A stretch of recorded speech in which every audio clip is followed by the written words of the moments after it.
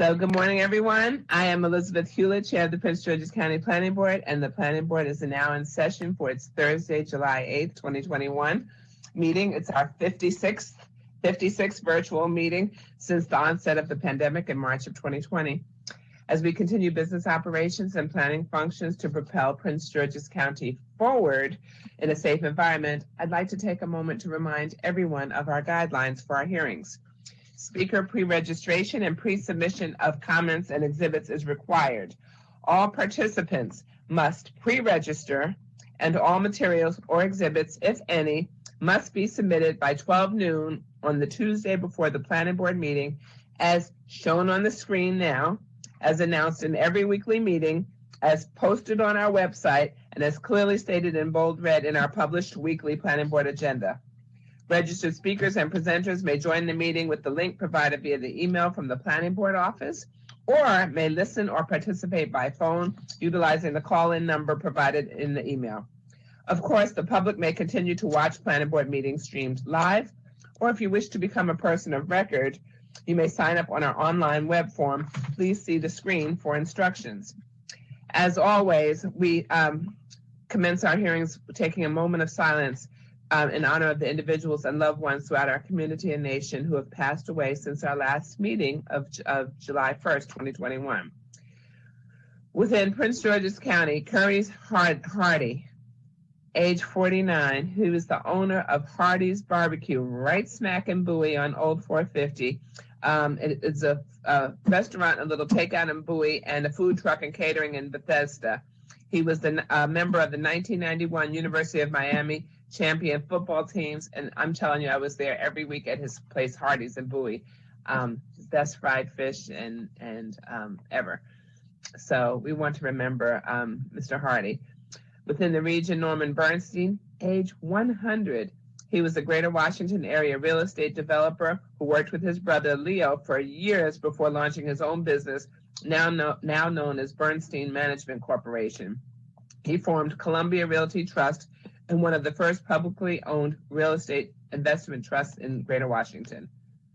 We want to remember the latest victims of the widespread coronavirus, more than 34 million cases and approaching 614,000 deaths in the United States alone. Again, these are loved ones. These are human beings that we care about. So we want to remember each and every one of them. And one of them was Sanford Clark, age 85, who was the rockabilly singer and guitarist known for his hit, The Fool, later covered by artists, including Elvis. Throughout the nation and the world, we have the ever-growing number of victims who succumbed to the building collapse in Surfside, Florida. The death toll is increasing constantly, and we want to remember, and it's turned into, instead of rescue, it's now a recovery mission, tragically. The victims of the gun violence over the 4th of July holiday weekend, over 230 plus deaths and approximately 620 injuries reported in more than 500 shootings across the United States. This is despicable and unacceptable. Collectively, we must do something to try to steer this country and our young folks and all of our folks in the right direction. President Moise, age 53, the president of Haiti, assassinated at his home early Wednesday. His wife is also recovering or trying to recover. So we want to keep them in our prayers as well, and the families. Suzanne Douglas, age 64, she was an actress known for her roles in the TV sitcom The Parenthood and in films. One of my favorite was Tap, featuring the iconic tap dancers Gregory Hines, Sammy Davis Jr., Harold Nicholas of the Nicholas Brothers, and a very young Savion Glover. She was not a dancer for years as they were, but she rose to the occasion and she was able to hold her own with all of them. She was just amazing how Stella got her groove back, and she was an honorary member of Delta Sigma Theta Sorority Incorporated. Richard Donner, age 91, film director and producer of some of the most iconic movies, Superman, Goonies, and Lethal Weapon. Robert Downey Sr., age 85, actor, I would say provocative director, producer, writer. One of his famed movies was Putney Swope, and it was a very good movie. And he's a father of actor Robert Downey Jr. He died of Parkinson's. Matisse Kivlenieks, age 24, National Hockey League Columbus Blue Jackets goalie, who died in the fireworks accident on July 4th. Terry Donahue, age 77, UCLA's winningest football coach. He was the head coach from 76 to 96 and led teams to 10 championships and 3 Rose Bowl wins. He was the only person to be a player, assistant coach, and head coach in the Rose Bowl. Gene Siller, age 78, pro golfer, fatally shot on a golf course in Georgia. And Raffaella Cara, age 78, Italian singer, dancer, and quite the TV personality. And of course, many of you may have suffered a loss as well, of which we are unaware. We extend our deepest sympathy to any of you who may have suffered such a loss, and our hearts go out to you. If we may have that moment of silence, please. Thank you. It is the month of July. It is Worldwide Bereaved Parents Month. We have many people, I know I have many in my family, my mom included, many people who've lost their children, and that's something from which you never really recover. So we want to remember all the bereaved parents and what they've really gone through. It's National HIV Awareness Month. It is indeed Air Conditioning Appreciation Days, and it is National Parks and Recreation Month. It is also, for the foodies, it is National Hot Dog Month, National Deli Sandwich Month, National Grilling Month, National Baked Bean Month, National Watermelon Month, National Culinary Arts Month, and National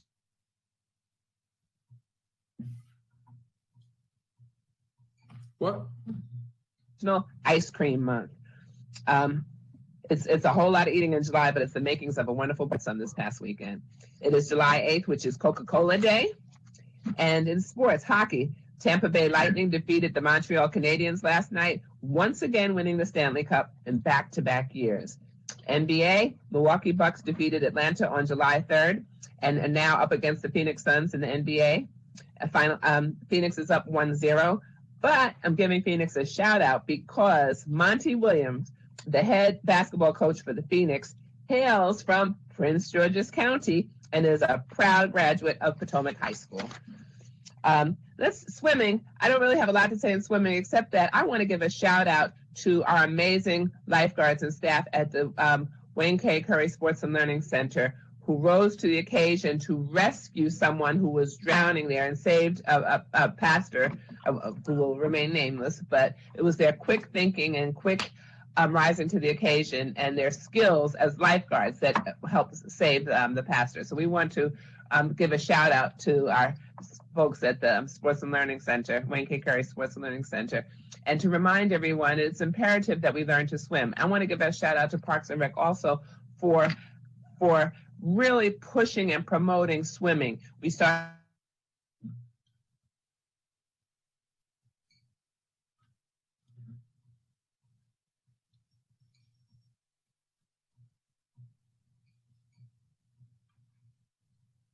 You're frozen on our screen, Madam Chair. Swimming lessons, because we also know that minorities drown at a rate frozen 4 times as often as non-minorities. So it's imperative. I'm frozen. You're going in and out. You've frozen a couple of times. Okay. Okay, so hold tight.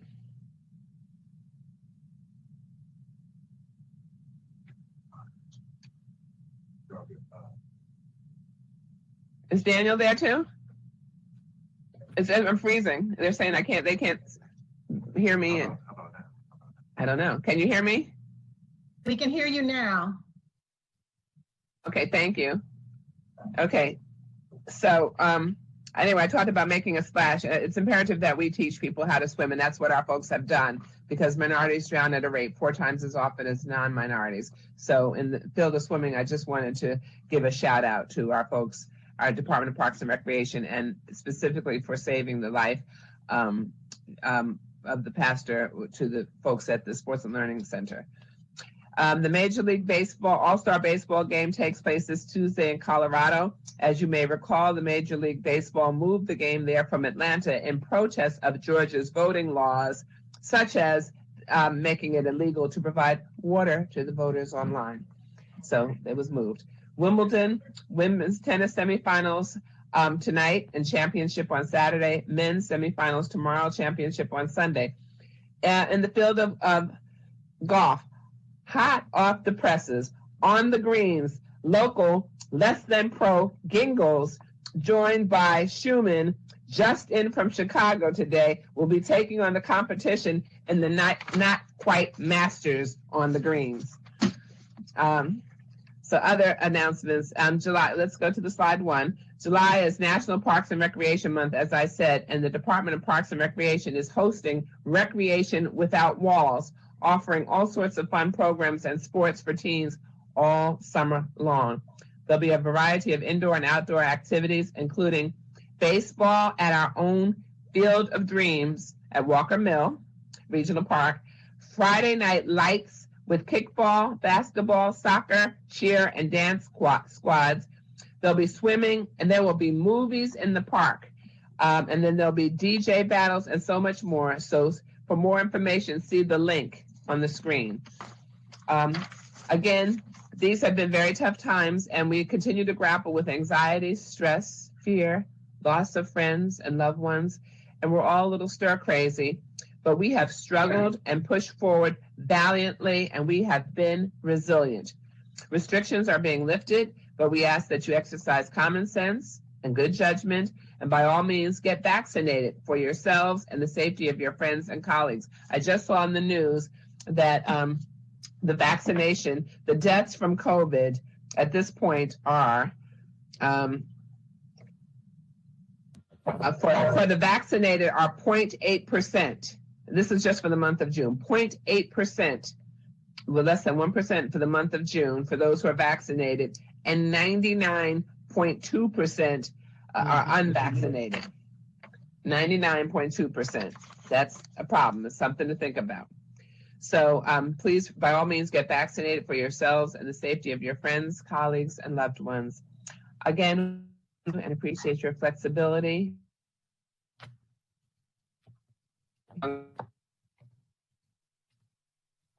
Frozen. In a safe fashion during our no longer new normal. As we embark on today's hearings, we remain thankful for our blessings and ask that you make every effort to be kind, stay safe, look out for one another, stay strong, stay resilient, stay woke, and remain ever hopeful as we continue striving to get through these challenging times and a better place together. Thank you. We are joined today. We have our full complement of planning board members. We have Madam Vice Chair Bailey. We have Commissioner Washington. We have Commissioner Dorner, and we have Commissioner Giraldo present with us today. We have our planning director, Andre Checkley, here. We have our technical hearing writer here, Marie Proctor. We have our, we don't have her. Okay, we have our senior planning technician, Kenny Flanagan. And we have our principal counsel who is here with us today. We have David Warner here. And then we also have our Chief of Development Review, James Hunt.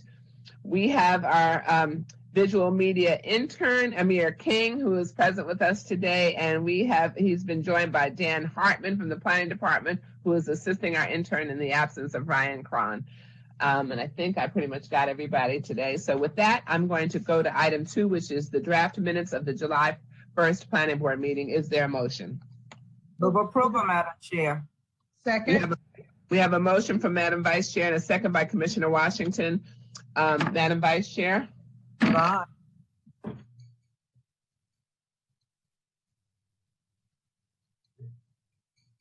It looks like you're frozen again, Madam Chair. Commissioner Washington? Vote aye. You were frozen again. Yeah. Frozen again. Oh, I was frozen. Okay. I don't know what we're going to do. I'm frozen? You have it. Oh, you're gone now. Now you're back. Frozen.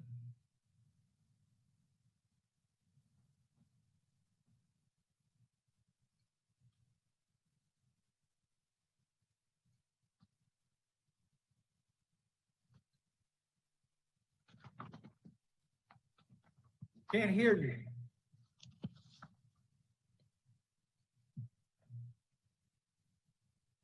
Yeah, it looks like you're almost on mute. There's like a little X by your speaker sign on there.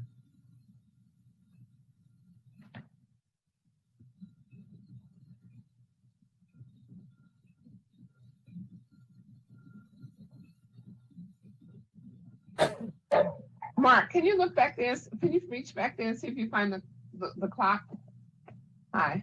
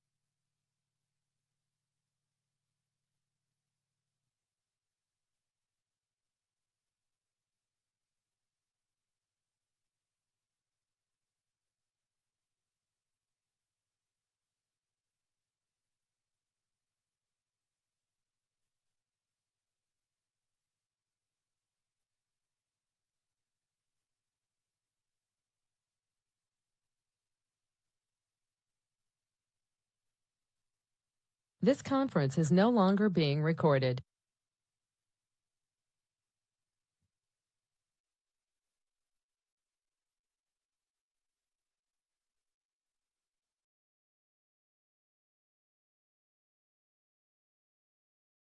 Why? You can Why? say.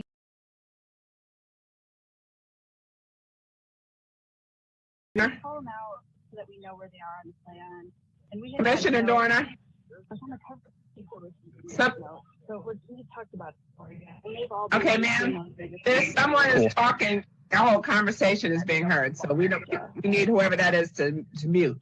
I think that they Commissioner Dorner. Yeah, everybody. Hyattsville had a blackout last night too. Okay, so I don't see Commissioner Dorner. Commissioner Geraldo? You're muted. Vote, I think it was Jessica that muted me. No, okay. So the motion carries 4-0. The next item is our consent agenda items 4B and 4D, draft resolutions and final plat. Is there a motion? After consideration of the record for item 4B and 4D, I move adoption of the staff findings and approval of the items on the consent agenda in accordance with the recommendation of staff. Second. You have a motion by Commissioner Washington, seconded by Vice Chair Bailey. Madam Vice Chair. Vote aye. Commissioner Washington. Vote aye. Commissioner Giraldo. Vote aye. The ayes have it 4-0. Can you, and someone's checking on Commissioner Dorner, right? His ability, okay. Okay, thank you. Ayes have it 4-0. The next item on our agenda is item 7, which is the Comprehensive Design Plan 9306-04, the preserves at Piscataway, Glassford Village North. I just want to make sure, that Mr. Gingles, are you on? I am on. Okay. Mr. Zhang, are you on? Morning, Madam Chair, present. Okay. Mr. Foster, are you on? Yes, I'm here. Good morning. Thank you. Seth Churchill, are you on? Yes, I am. And Lushin Amirpour, are you on? Miss Amirpour didn't get the link, and so she's not on, but she's in contact with me via text if necessary. Okay, thank you. And then we have applicant's exhibit number 1, which is a rendering for Glassford Village North. So that has been accepted into the record. I must read the CDP statement. This hearing is being held under the general enabling authority of the Land Use Article, Annotated Code of Maryland, and conducted in accordance with the specific requirements and procedures of sections 27-516 through 532 of the Prince George's County Code and the Maryland Administrative Procedures Act. The purpose of this hearing is to consider the applicant's submission of a comprehensive design plan proposal and to consider the plan in relation to the criteria set forth in section 27-521 of the Prince George's County Code.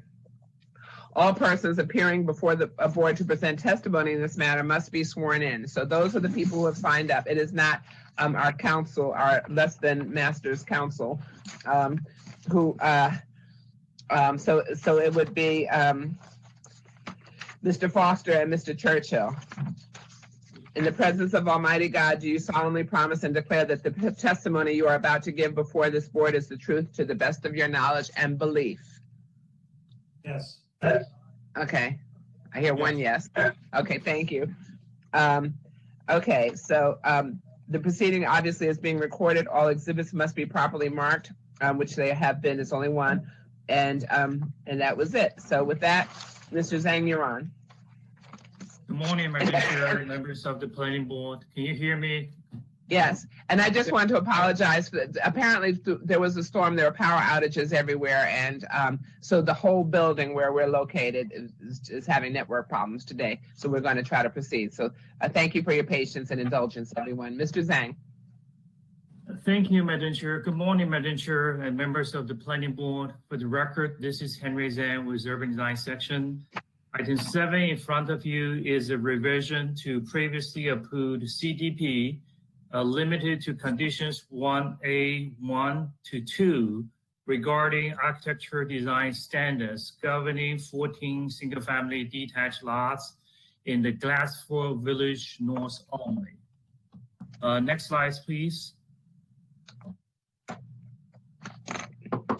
This site is in planning area 84, Council District 9. Next slide, please.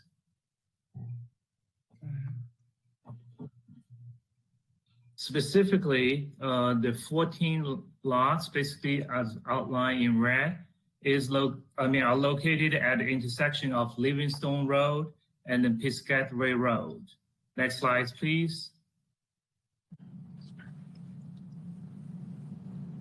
The subject site is in the residential low development zone, which is one of the 8 comprehensive design zones. Next slide, please.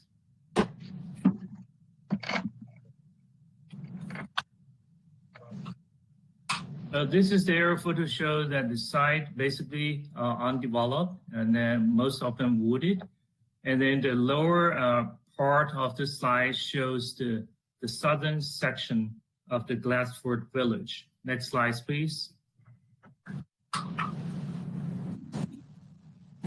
This is site map show some slope are located along the southern property line fronting Piscataway Road. Next slide, please.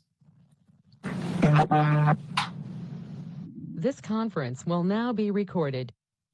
This is the master plan right-of-way map, shows Piscataway Road is arterial roadway and Livingstone Road is a collector roadway. Next slide, please. This is the overall village of Piscataway, which consists of the 6 villages. This current Glassford village is village number B, specifically the northern portion of it. The entire Glassford village is a 74-acre property, consists of 174 single-family detached houses. And then the southern portion, the big chunk of the village B has been fully developed with 160 single-family detached. There are only 14 left in the northern section of this village. Next slide, please. This site has a very long approval history, which dated back to 1993. You see here, this is the whole Glassford village. The northern portion of here is on your left-hand side, which will be subject to the change conditions. Next slide, please. Can you mute every? Except for him. This is the exhibit. Basically shows the layout of the 14 single-family detached home will be subject to this new conditions. The revision basically will allow the builder to build something like an attached garage and also use some of the contemporary materials such as cementitious siding because the old condition will not allow them to build any attached garage. Basically, all the garage had to be standalone, detached from the residence. Next slide, please. This just show you some illustrative elevations, which you see it's basically very typical contemporary looking. And then this developer has been marketing the 14 lots for approximately 5 years. And then without the change of those standards, it's difficult for them to finish the construction. All findings for approval of CDP as stated in section 27.521, staff report page 7 to 9 has been fully satisfied. This CDP is limited to the revision of conditions 1A, 1, 2, and 2. It doesn't affect the remaining condition attached to the CDP 9306 and then as well as the 01 to 03 revisions. Urban design section recommends that the planning board adopt the finding of the staff report and approve CDP 9306-04 with 3 conditions basically stated on page 10 of the staff report. This concludes the staff presentation. Thank you. Thank you, Mr. Zhang. Let's see if there are any questions. Madam Vice Chair? No questions, thank you. Commissioner Washington? No questions. Okay, Commissioner Dorner? No questions, thank you. Okay, and Commissioner Giraldo? No questions, Madam Chair. Thank you. Mr. Gingles, you're on. Good morning, members. For the record, Madam Chairman, Andre Gingles, an attorney with offices in Laurel, Maryland. I'm not sure if my video is coming through because I'm going from my phone and I didn't want to try and get off and manipulate things. Just one clarification for the record. Mr. Anthony Schuman, who is a law school classmate, is with the national law firm of Quintero Posadas, and he is coming in to consult with me on some litigation that I'm handling with my other clients, and that's why he's in town. It just so happens that we might do a site tour to one of the golf courses while he's in town, but that is not the primary reason why he's coming into town. And I think most of the planning board members know that I don't typically play golf on Thursday. So I just wanted to make that clarification to the chairman's comments. Given that we do have some of the technical difficulties today, and we'd spoken with Mr. Zhang, I think his presentation sort of covered all that we wanted to cover. We don't really have much else to add unless there's some specific questions, but essentially this will allow us to go with the last of the 14 lots. There's one remaining village that needs to be done, but this sort of brings the development that is the preserve probably closer to about 90% plus completion in terms of what we've been doing since the first zoning was approved in the early 90s. With that, no other comments, Madam Chairman, and we would agree with the findings and the conditions of the staff report. So then your team is just here for questions, right? That's correct. Okay. Okay, so are there any questions of Mr. Gingles, Madam Vice Chair? No questions of Mr. Gingles. Commissioner Washington? No questions, thank you. Commissioner Dorner? No questions. Commissioner Giraldo? You're muted, Commissioner. I don't have any questions, but I just didn't understand the statement that some people don't typically play golf on Thursdays. Okay, we'll come back to that. I think that was a nice Other than that, I have no questions. cover. See why something. Okay. I admit, Commissioner, that I play golf on Fridays. Not good. Oh. Okay. So so if there are no questions, is there a motion?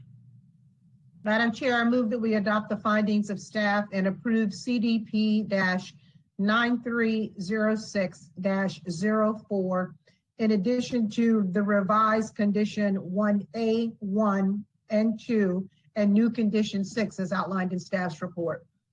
Second. We have a motion by Commissioner Washington, seconded by Commissioner Giraldo. Madam Vice Chair, But aye. Commissioner Washington, Vote aye. Commissioner Dorner, Vote aye. and Commissioner Giraldo. Vote aye, Madam Chair. Thank you. The ayes have it 5-0. Mr. Gingles, good luck with your litigation with Mr.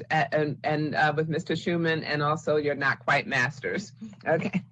And Commissioner Dormer, I do apologize, but I did have a special bow tie on for you today, and it's just not being able to show. Okay. I would have appreciated seeing that. You usually have a good soft game and going on as well sometimes. So unfortunately, we can't see that. Oh, he doesn't wear socks. Okay. Item 6. Good day. Thank you, Mr. Gingles. Item 6, which is detailed site plan 18056 Willis property. I'm checking on everyone who signed up. Ms. Butler, are you on? Yes, ma'am. Okay, and then we have Greg Benefiel.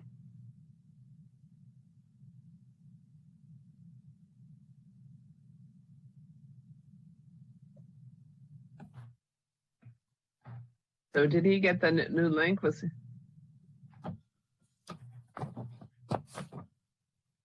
I thought he was on earlier.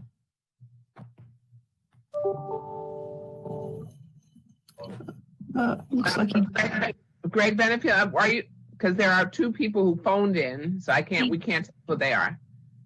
he just, He just what? he just sent the email. Let me see what he said. He's unable to join. He has not received an invite.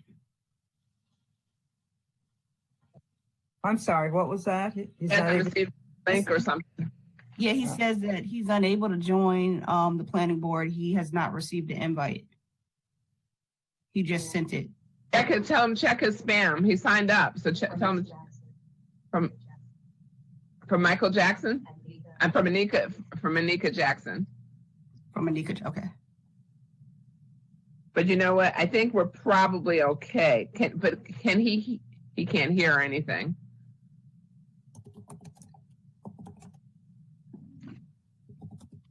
All right.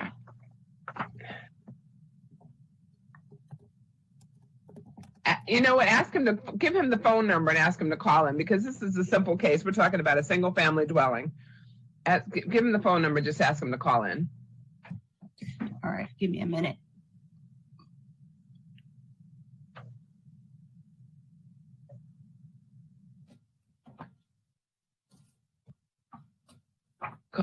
Caller 8, Mr. Benefield, is that you? I don't know who that is.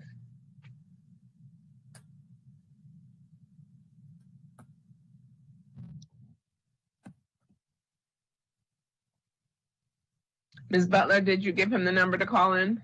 Yep, I'm sending it to him right now. Okay.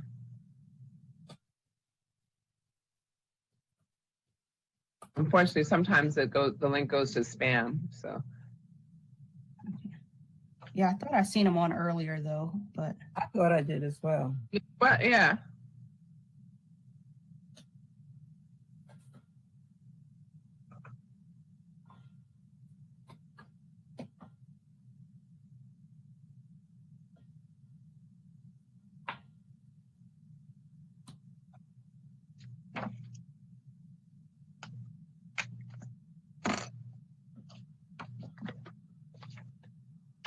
You know what? I'm going to ask you to go ahead, Ms. Butler, all right. because if we have a problem, I'll pass it. But okay, but just go ahead. Okay. All right. Good morning, Madam Chair, members of the Planning Board. For the record, I am Tiara Butler with the Urban Design Section. The project before you is item number 6. Detailed site plan DSP-18056 for Willis property, which is a detailed site plan application for the development of a single family detached residential dwelling within the development district overlay zone. Next slide, please. This site is located in Prince George's County Planning Area 76A and Council District 8 as identified in the purple colored area on the map. Next slide, please. This site is located on the north side of Wesson Drive. The site boundary is shown on the vicinity map, outlined in red. Next slide, please.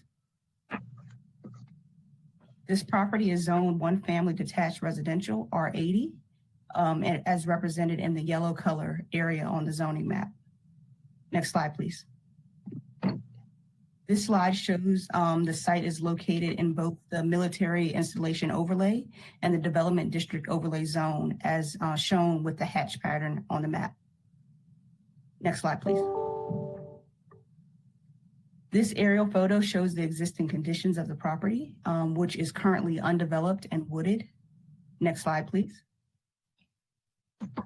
This site contains slopes, which is shown with the red contour lines on the map. Next slide, please. This slide shows the proposed 2-story single-family detached dwelling with a 2-car attached garage. The dwelling will be 34 feet in height and 1,633 square feet with a walkout basement. The proposed dwelling is in conformance with the front, rear, and side yard setbacks. Access to the single-family home is provided by a 16-foot wide driveway off of Wesson Drive within the single-family detached neighborhood.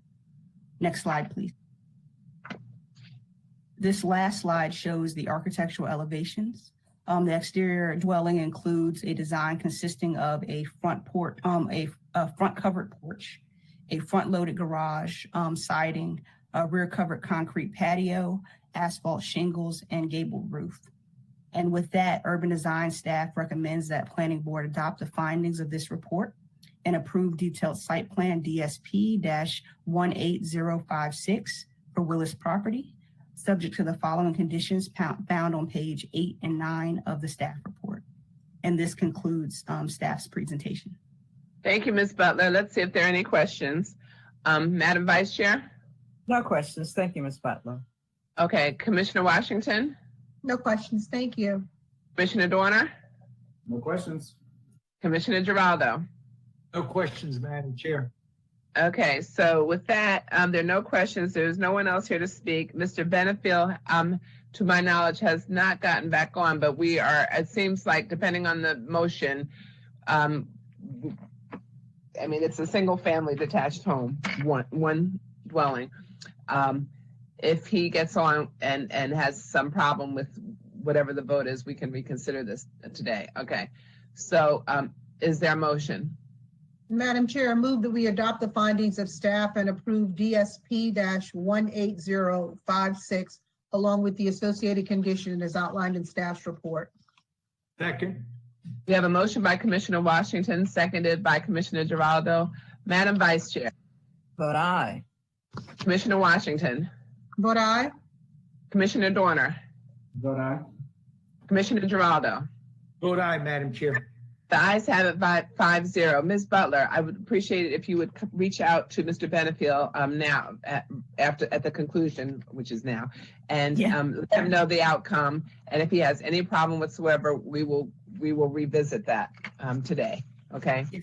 Because we're sorry he didn't have the opportunity, but we felt it appeared as though we were going with his request.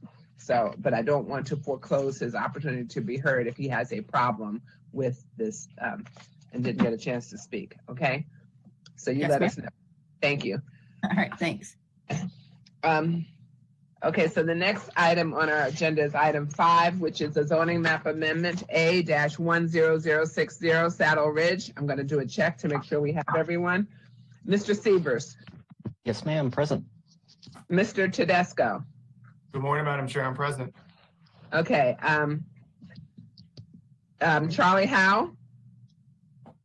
Present, Madam Chair. Thanks. Mr. Villegas. Morning, present, Madam Chair. Wonderful. Griffin Burns.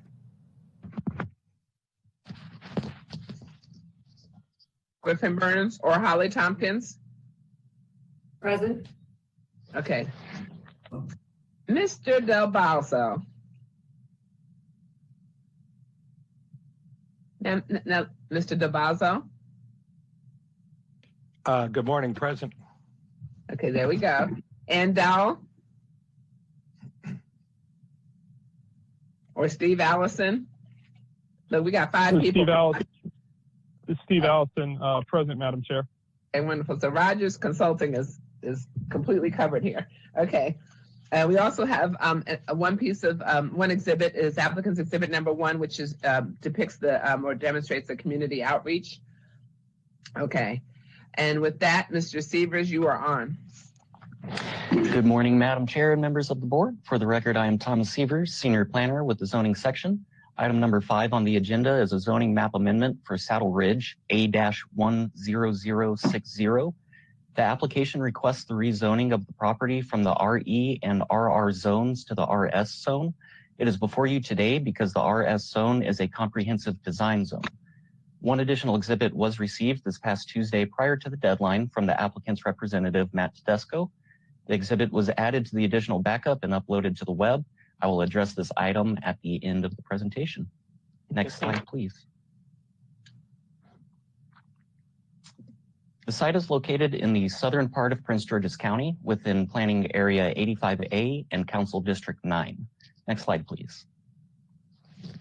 More specifically, the site is located on the south side of Floral Park Road and north side of Accokeek Road. Next slide, please. The site is located partially in the RE residential estate and RR rural residential zones.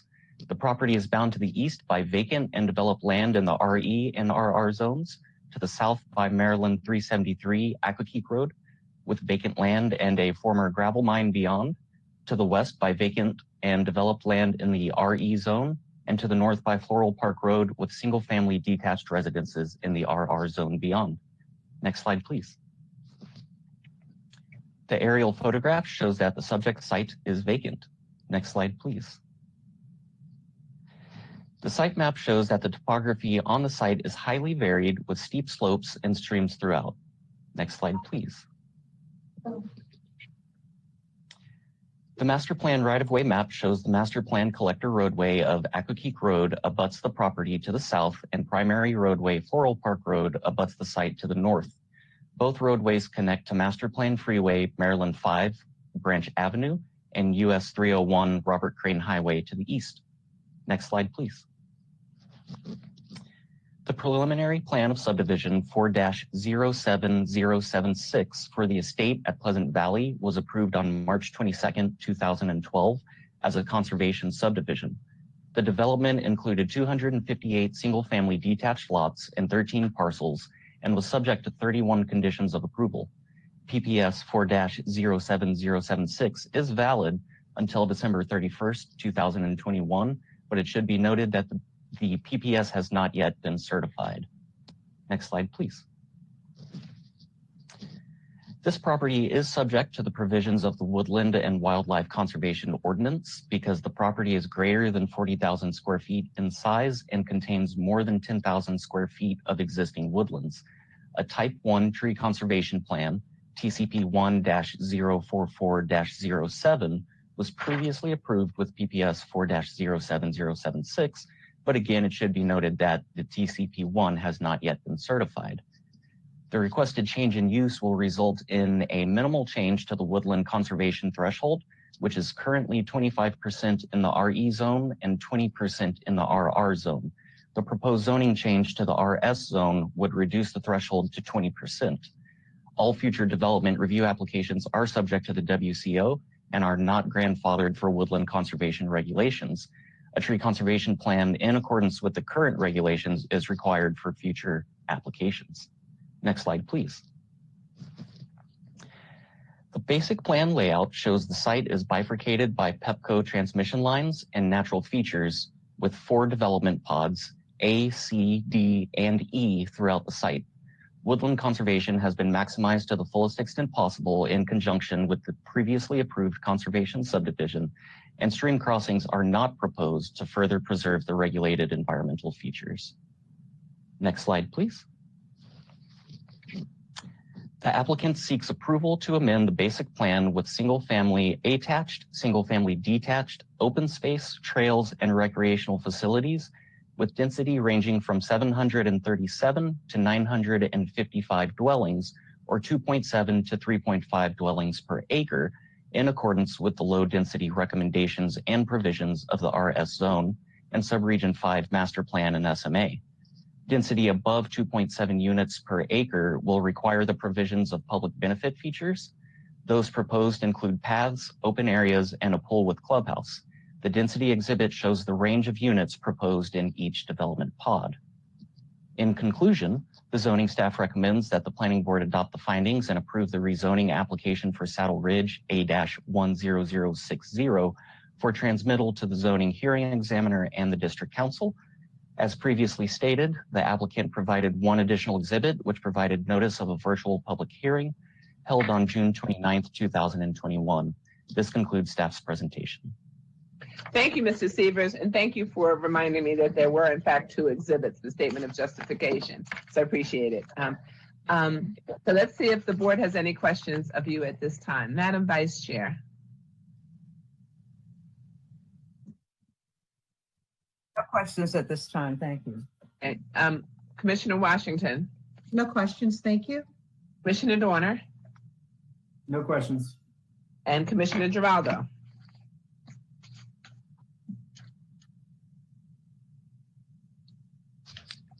You're muted, Commissioner Giraldo. How many more homes can be built based upon this change, the zoning map amendment? In other words, what could be done before and what will be done after? If you know. I do not know at this time, Commissioner. The representative Matt Tedesco may know, though. Okay, thank you. Yes, sir. You're welcome. No further questions. Okay, thank you. Mr. Tedesco, you're on. Good morning, Madam Chair and members of the Planning Board. For the record, Matthew Tedesco, attorney with offices in Greenbelt. On behalf of the applicant, D.R. Horton Incorporated, who is the authorized representative of the owner, putting forth this zoning map amendment to the RS zone. With me this morning, we have Ms. Holly Tompkins from D.R. Horton. We have the Rogers team made up of Alex Villegas, Charlie Howe, Joe DeBalza, who is our expert land planner, and Steve Allison, who is our environmental consultant.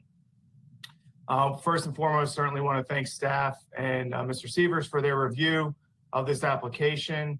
I will note just for the record that all referring agencies and sections have recommended approval of this application. And so we are grateful and for that recommendation. As the board knows, the RS zone is a comprehensive design zone. So this zoning map amendment actually serves two functions. It's a rezoning application, but also serves as the basic plan for the future, hopefully, if this is approved, basic plan for the future development of the property, which will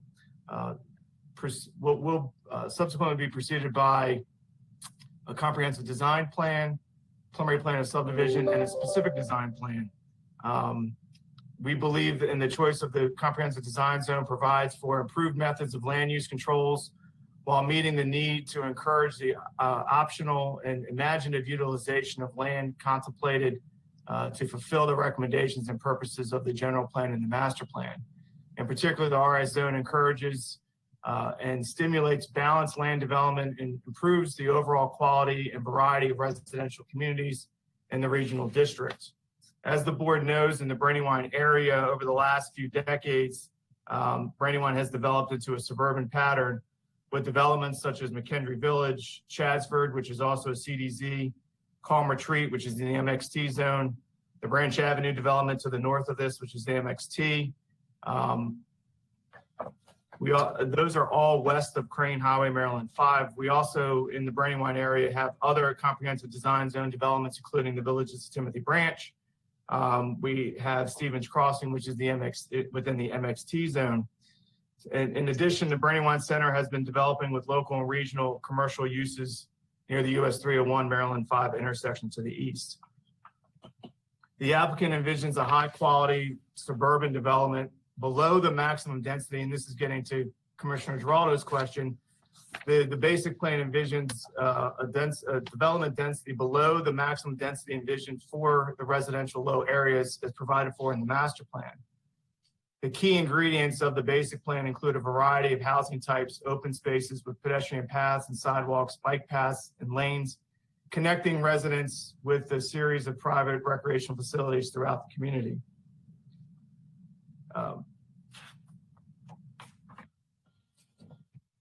As provided, or as recommended, I should say, excuse me, within the master plan, the residential low density range is 3.5 dwelling units to the acre. This basic plan proposes 2.7 to 3.5. As Mr. Sievers correctly indicated, if the low range of that, i.e. 2.7, is exceeded or increased at the time of CDP, additional public benefit elements will be required. We envision those to be, as Mr. Sievers indicated, the trail systems, the community buildings, pools, and so forth. In particular, and I think this exhibit shows it quite well, the basic plan, as I mentioned, proposes a density below the recommended maximum in the residential low area.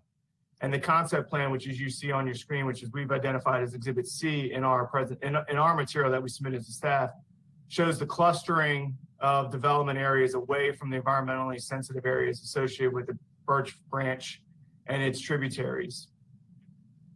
As provided in the statement of justification, which we'll note when I refer to the statement of justification, we are referring to the revised statement of justification dated May 13th, which is in your additional backup. But as provided in that statement of justification, the applicant, this application, advances many of the land use and housing neighborhood policies of Plan 2035, in addition to meeting the recommendations of the master plan for Subregion 5.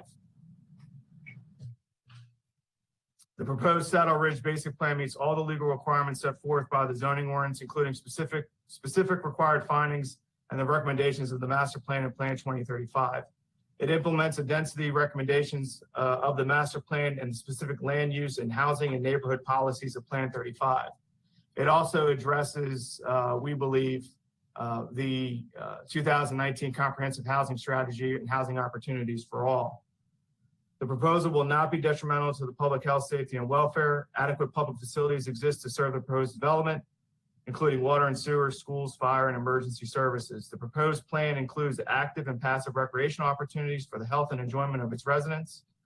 The Birch Branch and its environmental setting are preserved to the fullest extent possible, and impacts to surrounding properties are minimized by by placing compatible residential uses along the perimeter or by use of buffers. Participation in the Brandywine Road Club and subsequent entitlement processes will ensure adequacy of transportation facilities. And the proposal promotes health, safety, and welfare, and the review of subsequent applications, including a CDP and the preliminary plan, as well as an SDP, will examine these in greater detail. We believe that this is the right zoning for the right development at the right time and at the right location. In conclusion, Madam Chair, we did provide Exhibit 1, which was our efforts to host a virtual community meeting. We provided, along with the exhibit, all the addresses that was mailed to. We did have some local residents attend that meeting on June 29th. And we had a very nice discussion with a couple of the local residents who are somewhat immediately adjacent to this property. And we also followed that up with an email to them. We have not heard back since from that meeting, so we are fairly confident that all the questions and issues that were raised during that meeting were addressed at that time. I don't believe anybody signed up today in opposition, and we certainly look forward to hopefully your recommendation of support for this application and taking this to the next stage of the process, which will be a hearing before the zoning hearing examiner. So with that, Madam Chair, we have the full Rogers team with us if there are any particular questions. And just to kind of round this out, to answer Commissioner Geraldo's question, again, the density that's proposed is in line with the density that's recommended in the master plan. And with that, Madam Chair, we seek your recommendation of approval for this application. Okay, thank you, Mr. Tedesco. I'm actually going to start with Commissioner Geraldo, who had asked the question. Commissioner Geraldo, any questions? Yeah, I have a question. So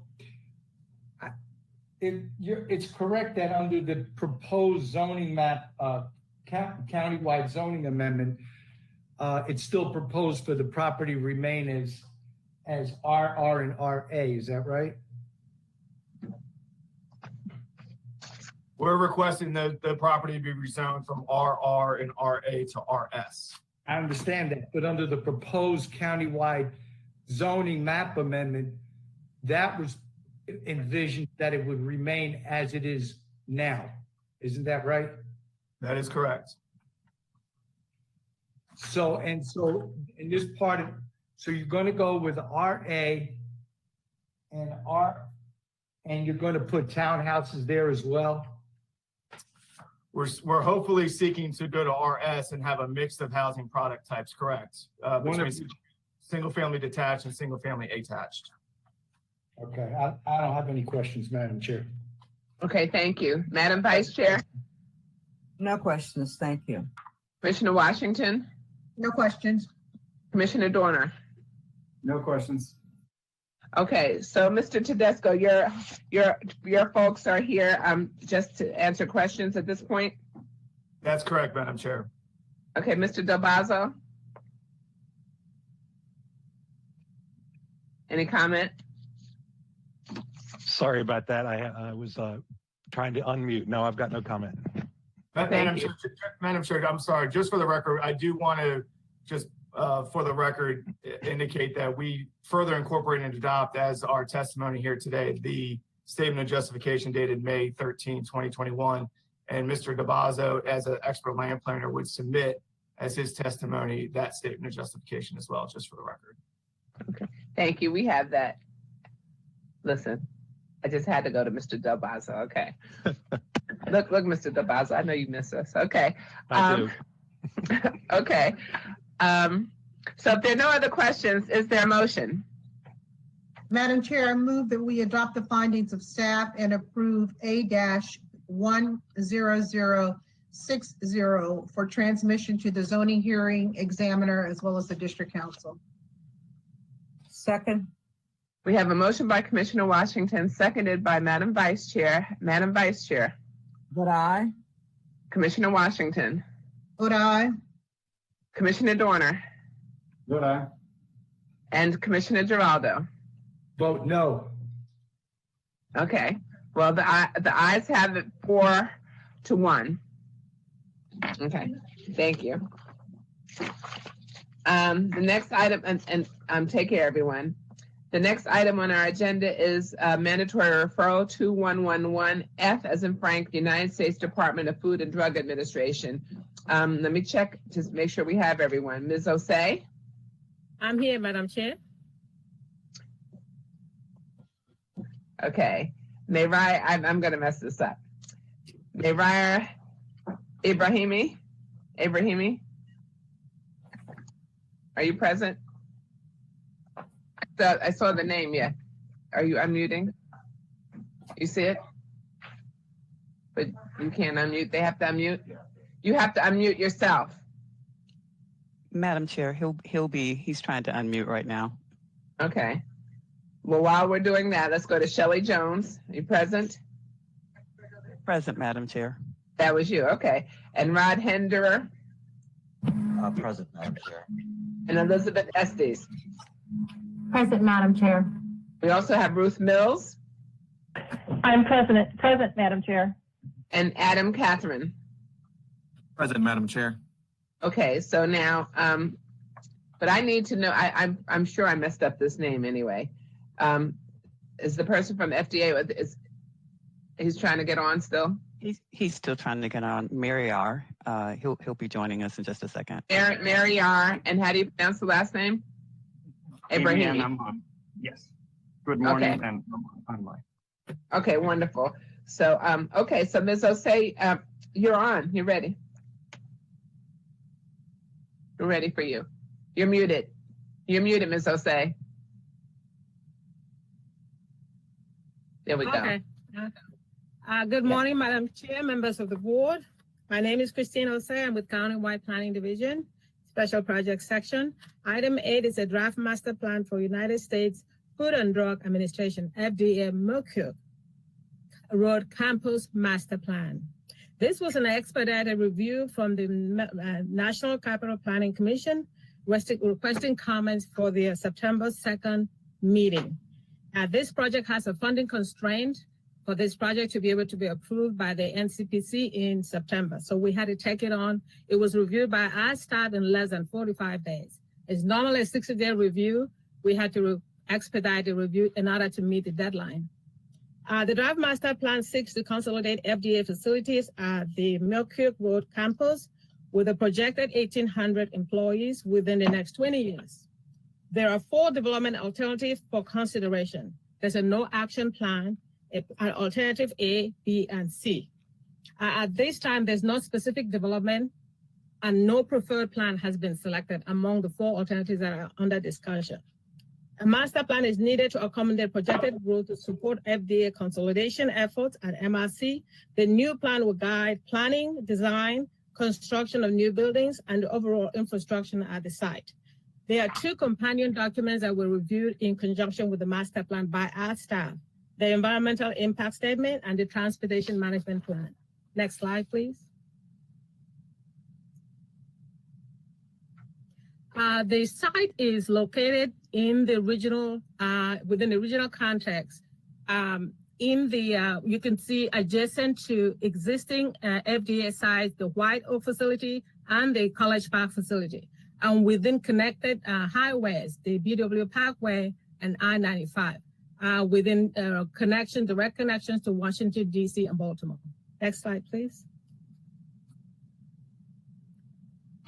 You can see from this slide that the side is the one sided in yellow embedded in between the black marked areas. Surrounding physical facilities that the board has reviewed include the NASA Goddard Space Flight Center in Greenbelt, the new Bureau of Engraving, which is shown on the side, and of course, the United States Secret Service Master Plan that was reviewed in 2012. And this project alone does not have any specific development projects, but they will come as soon as the master plan is approved. Next slide, please. The project site is located in the northern portion of the county, Council District 1, Planning Area 62, immediately outside the city of Laurel. Next slide, please. The site highlighted in red, it's in the reserved open space zone as the adjoining Beltsville Agricultural Research Center. Next slide, please. The master plan of transportation shows Milk Road, which is north of the side, shown in blue, a major collector, Springfield Road, shown in pink, a primary road that bisects and connects to Route 1, Baltimore Washington Parkway, and 905 freeway. Next slide, please. The aerial view shows the existing. Uh-oh. You froze. Northern portion, Okay. Module 1 and Module 2 development on the side, which has a 2 and B, the current existing development that is on the side, which is called BRB, to be the south of the side, a pasture land that the USDA, FDA uses for its research and development. Next slide, please.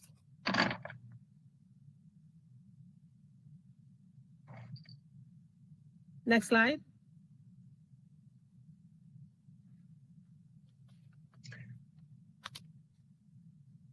There are environmental constraints on the side, as you can see, varied topography, streams, and steep slopes. Next slide, please.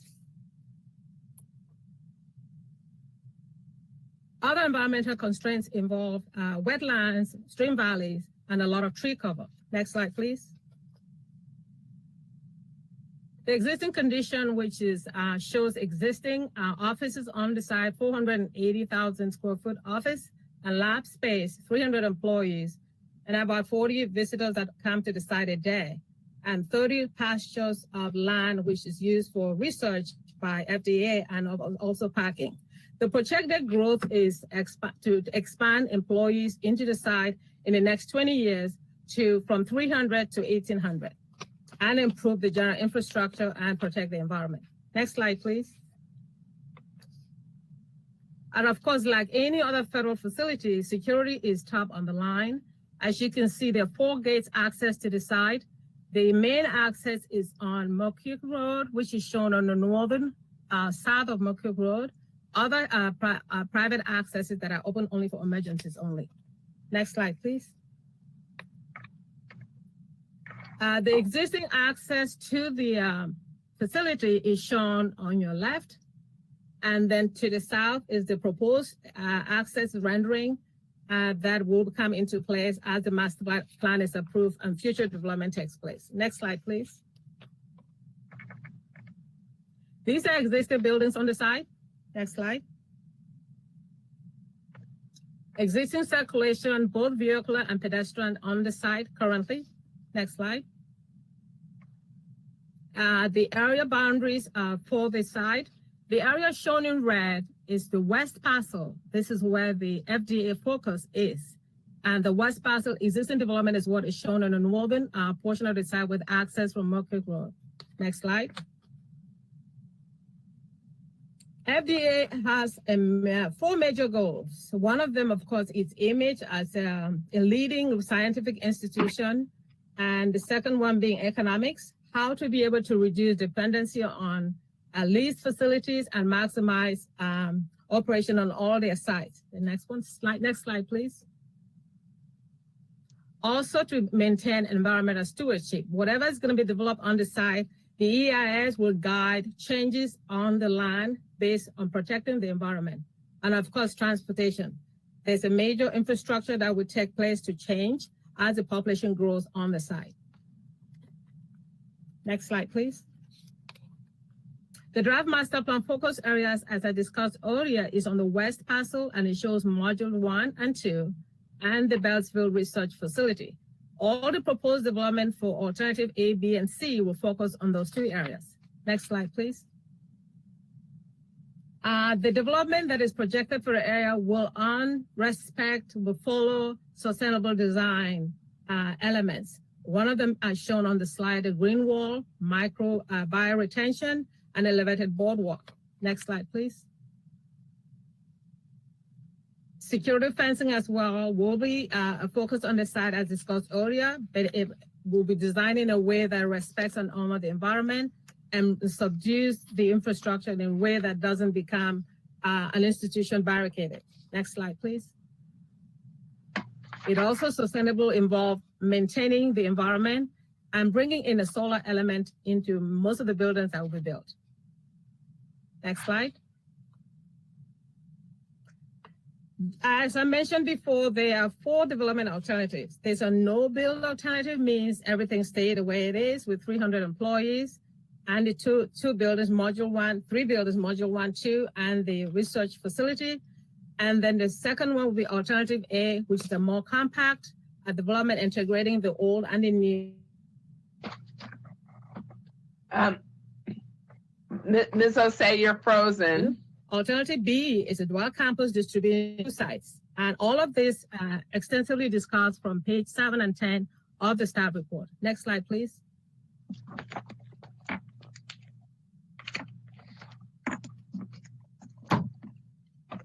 Next slide.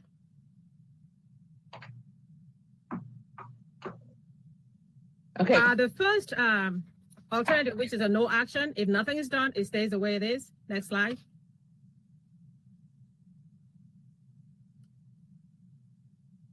Alternative C, it's skipping slide. I'm not sure what's going on. But something is happening, I think, on your end. I'm not doing anything. I know, but you are fading in and out. So you're freezing periodically. So what slide would you like for Mr. Flanagan to be on? There's a slide that shows the no alternative and then A, B, and C. He skipped the Okay, B but and the C. what numbers, what page is that? Okay. What? Number 22. Okay, there we go. Okay, I was on number 22, discussing the no-build alternative, alternative A, alternative B, and the next one is alternative C. Next slide.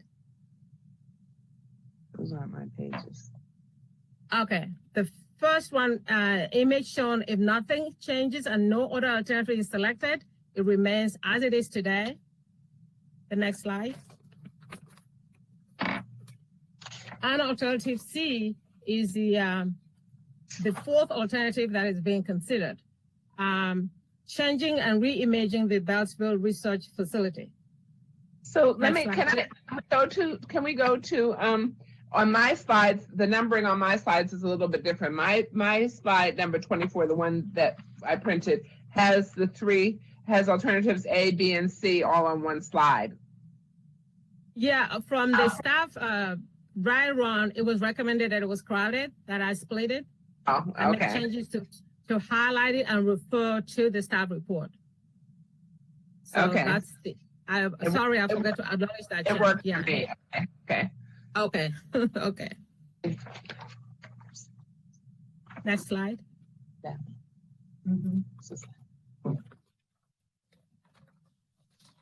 There are 5 recommendations.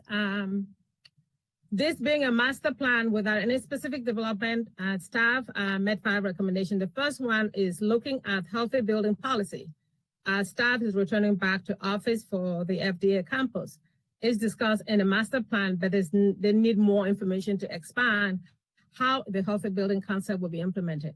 And staff has requested that expansion so that their staff will understand the healthy building concept. The next one is for them to work with the county on pedestrian facility recommendations in the master plan. The third one is to make sure they coordinate improvements, the intersection improvements with the BEP project that came to the board in May. There are 7 intersections for BEP. Some of them overlap with this project. Because BEP is a project and this is a master plan, coordination will be needed. Who will be able to do those intersections improvement first before their development takes into place? The fourth one is looking at the water and sewer category change. A portion of the site is in category 3, which is required an amendment to move to 4 if the development of a new office is to be expanded. And we're asking them to coordinate that with WSSC. And the fifth one is looking at the pedestrian connections to the MARC station that is 1.5 miles away from the campus.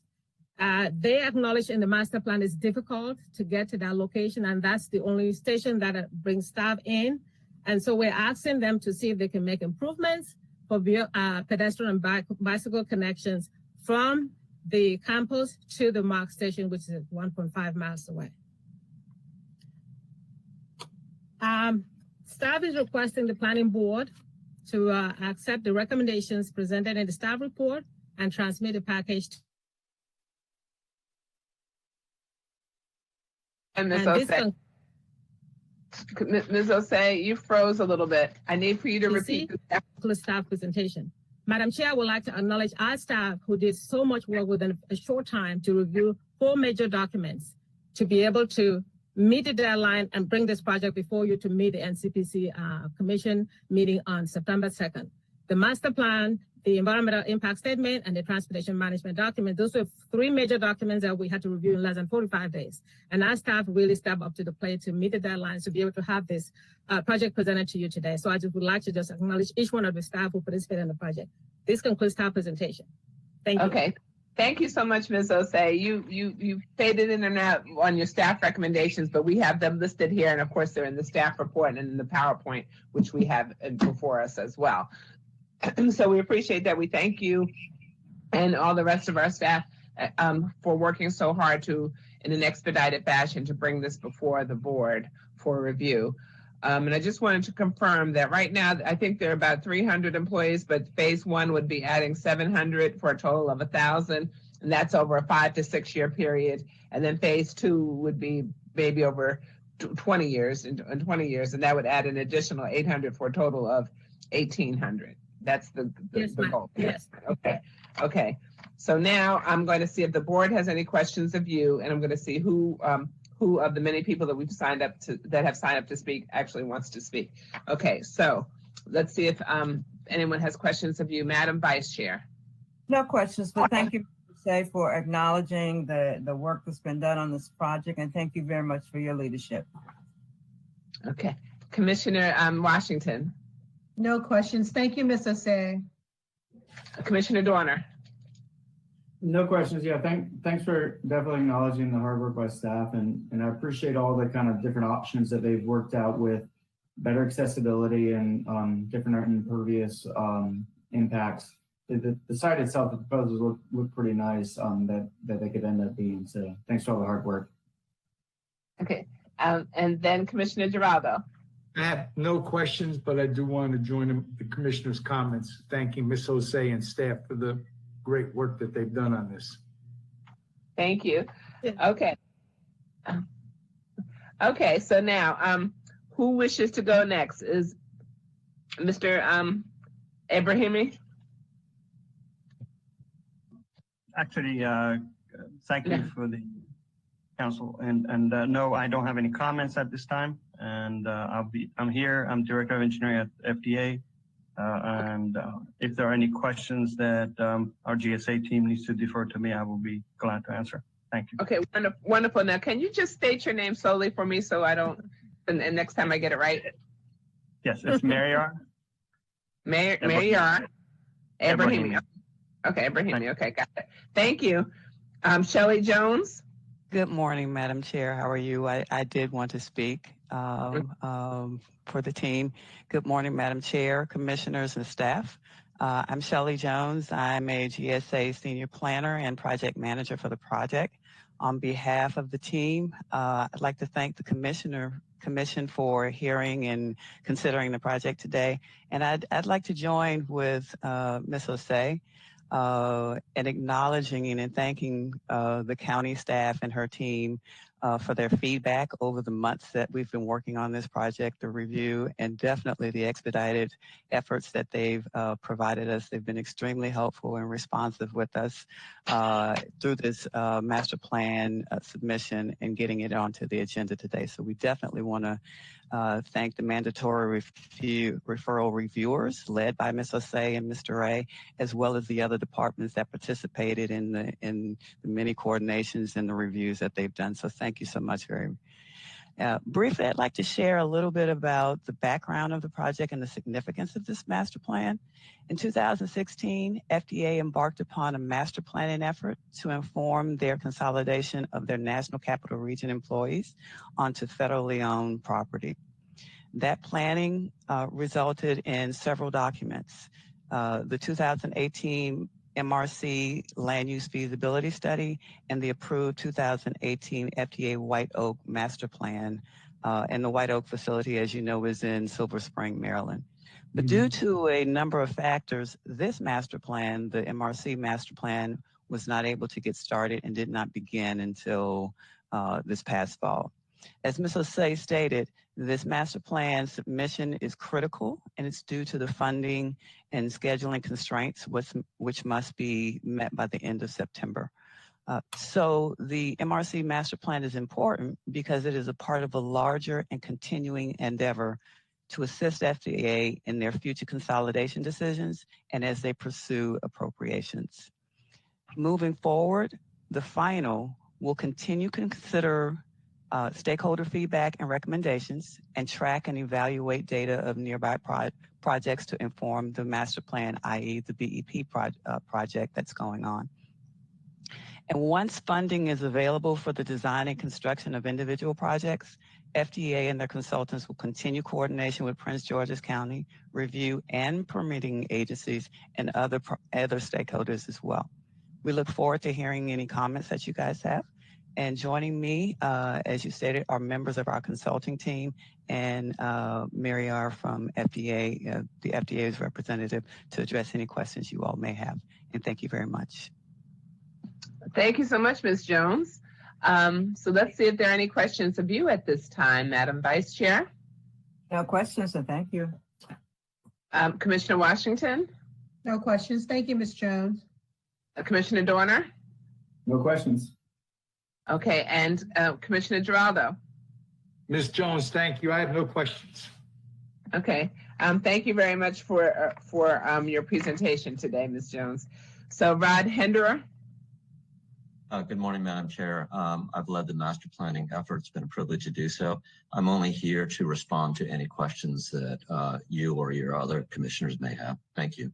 Okay, thank you so much, Mr. Henderer. Ms. Estes?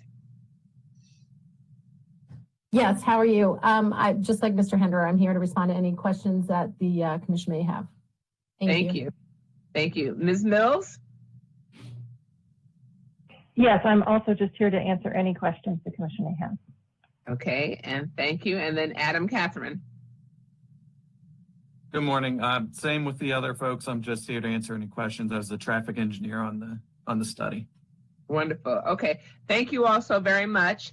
So I don't think there were any other questions at this point. I'm going once, going twice. And if not, is there a motion? Madam Chair, I move that we accept the recommendations of staff and approve the transmittal of MR-2111F to Mr. Acosta with the National Capital Planning Commission. Second. We have a motion by Commissioner Washington, seconded by Vice Chair Bailey. Madam Vice Chair. Vote aye. Commissioner Washington. Vote aye.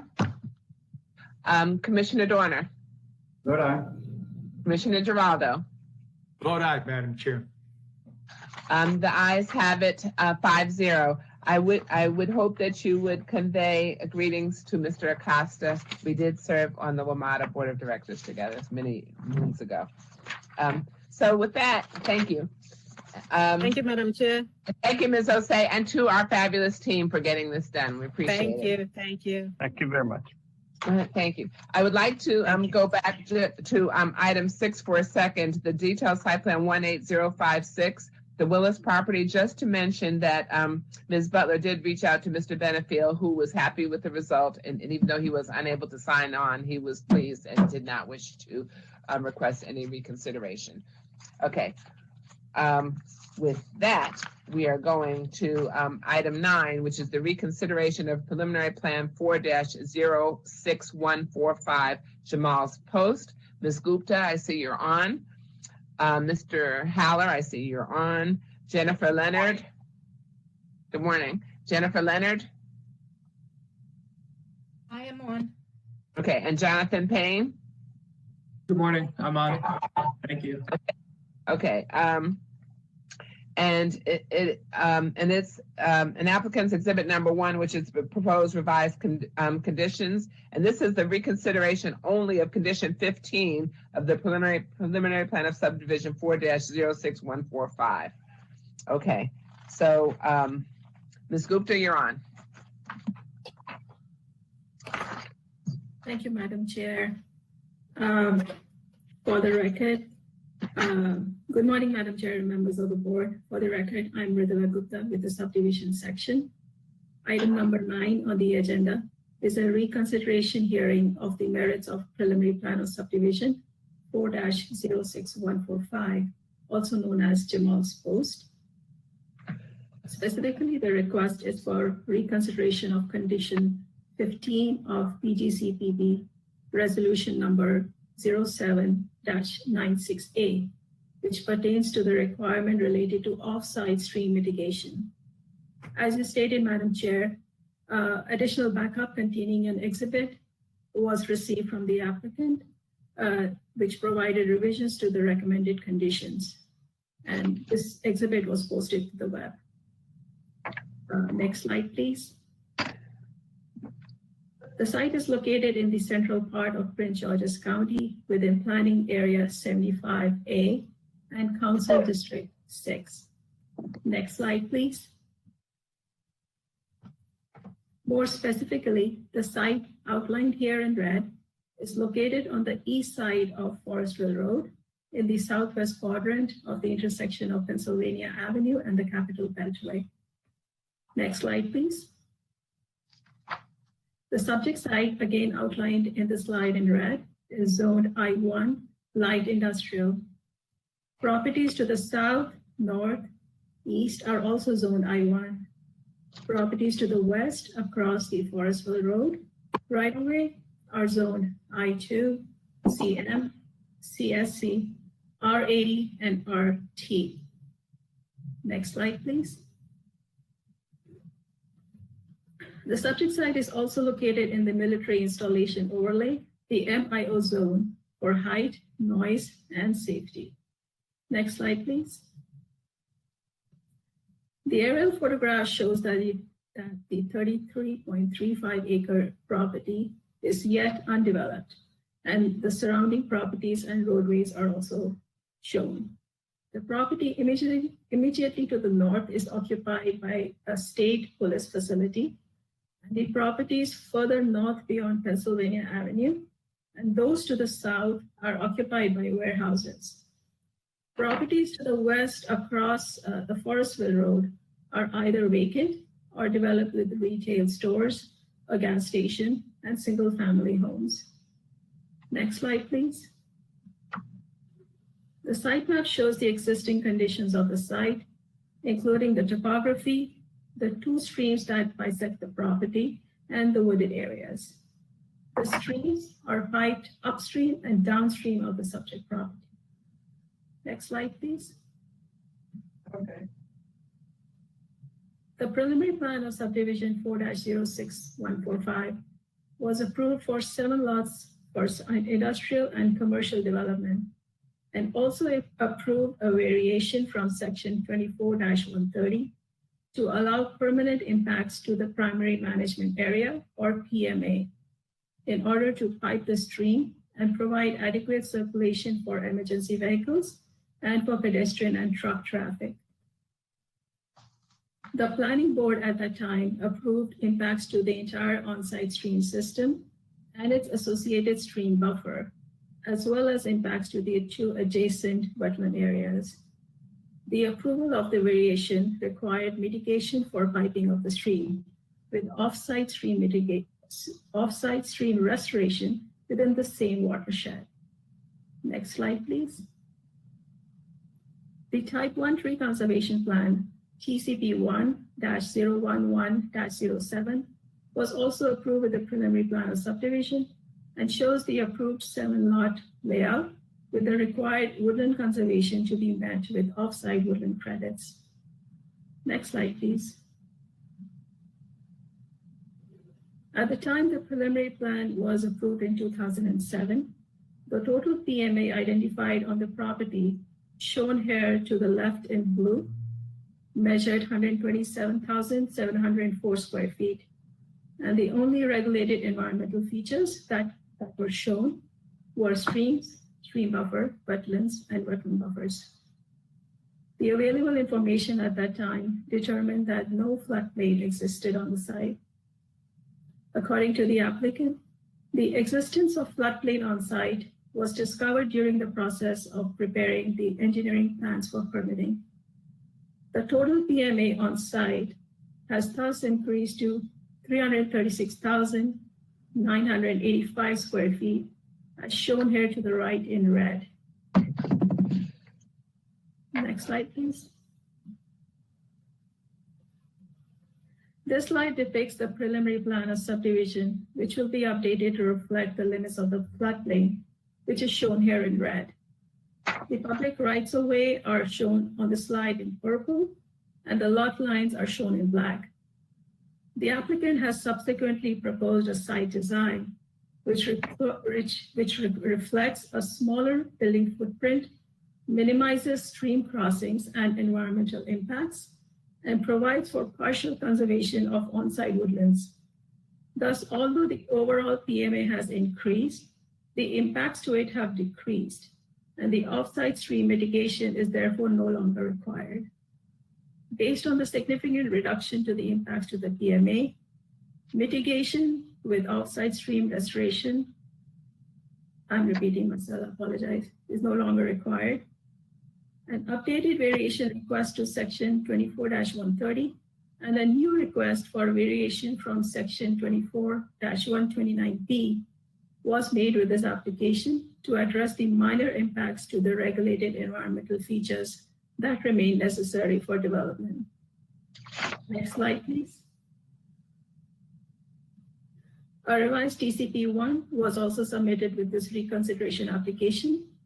The PMA is shown here in pink, and the newly delineated floodplain is shown in a brighter shade of pink.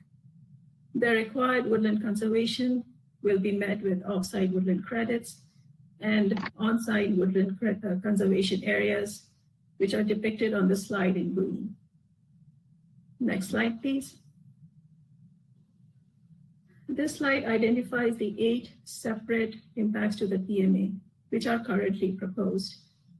The PMA is shown in pink, and the proposed impacts are shown in yellow.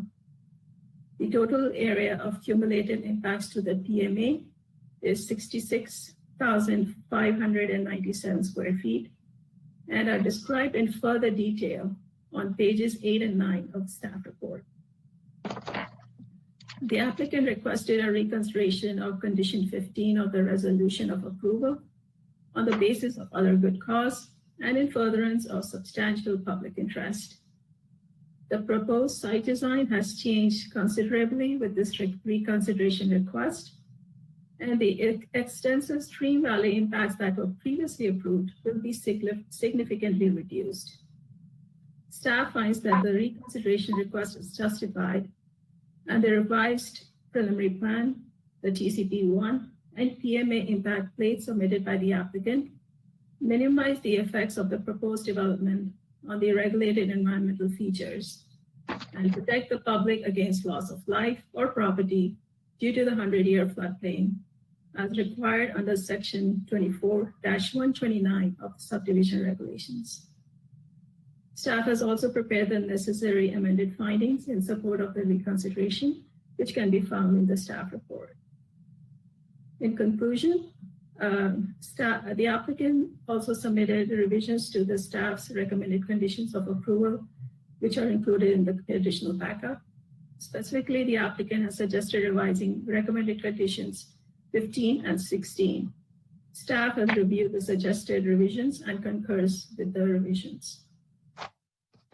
In conclusion, staff recommends that the planning board adopt the findings and approve the deletion of condition 15, addition of new conditions 15, 16, and 17, and approve variations to sections 24-129B and 24-130 for Jamal's Post subdivision 4-06145, with the amended finding 5 as contained in the staff report. This concludes staff's presentation. Thank you so much, Ms. Gupta. I appreciate it. And I appreciate your reconciling how the PMA area has increased so much, yet while nicely explaining how the impacts have decreased.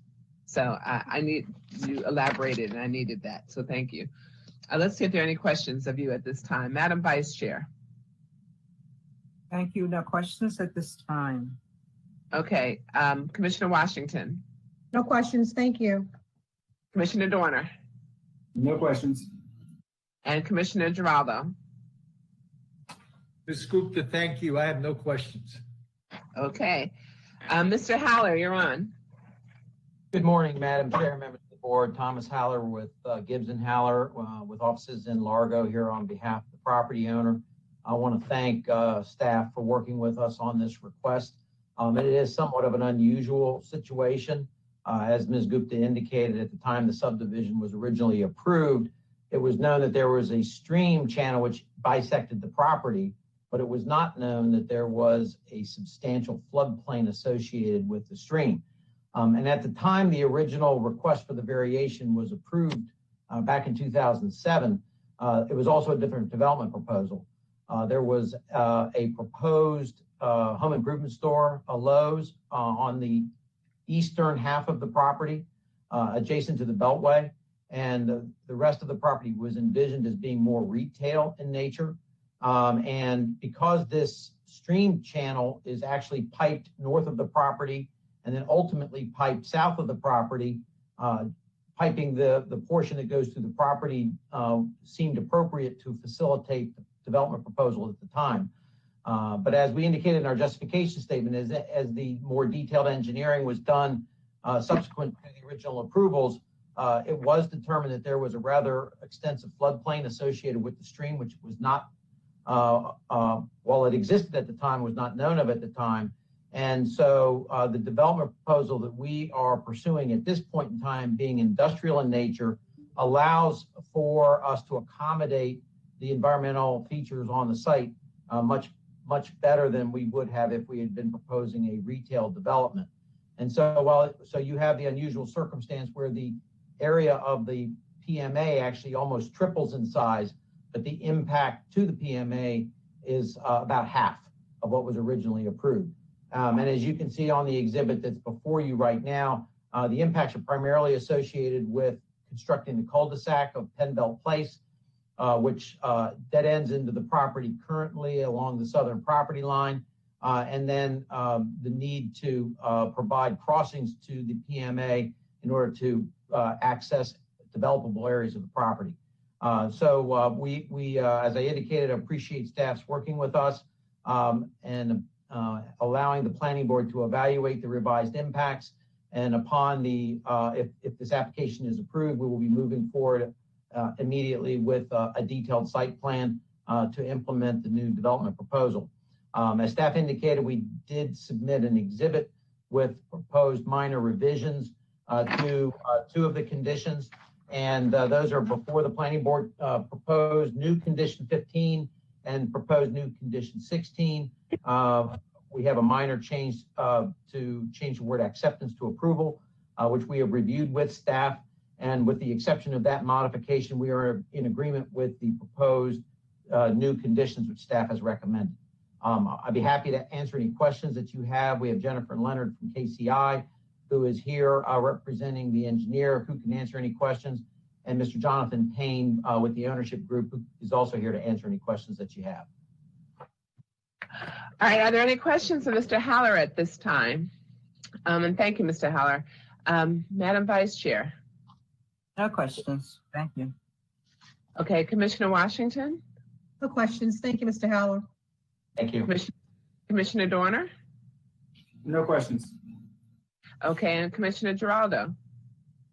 Thank you, Mr. Haller. No questions, Madam Chair. Okay, thank you so much. Okay, so Ms. Leonard and Mr. Payne, any comments from either of you, or just here for any questions? I'm just here for any questions.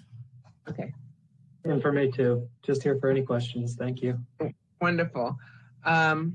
So I don't know if there are any other questions. So if the board doesn't have any other questions of anyone, or Ms. Gupta, if there's nothing else to add, we need a motion. Madam Chair, I move that we adopt the recommendation of staff and approve the reconsideration of preliminary plan 4-06145 to amend finding number 5, which is detailed on pages 4 through 16 in staff's report, and delete condition 15 and add new conditions 15, 16, and 17 as detailed on pages 16 and 17 of staff's report. Ms. Gupta, you had a question or? Yes, ma'am, do you approve the variations also? Oh, yes, I do. Variations to Yeah, let the motion include the approval of variations to sections 24-129B and 24-130. Thank you, Ms. Gupta. Second. Okay, we have a motion by Commissioner Washington, seconded by Madam Vice Chair. Madam Vice Chair. But aye. Commissioner Washington. Good eye. Commissioner Dorner. Good eye. And Commissioner Giraldo. Vote aye. The ayes have it 5-0. Thank you, everyone. Okay. Thank you, Madam Chair, members of the board. Thank you very much. Thank you. Thank you very much. Okay, and the next item on our agenda is item 10, which is the certification of non-conforming use 34625-2020 for 4919 Wheeler Road in Oxon Hill. Mr. Braden. Okay, you're on. Yes, ma'am. Yes, ma'am, I'm here. No, I'm checking now. Okay. Cindy Bolka.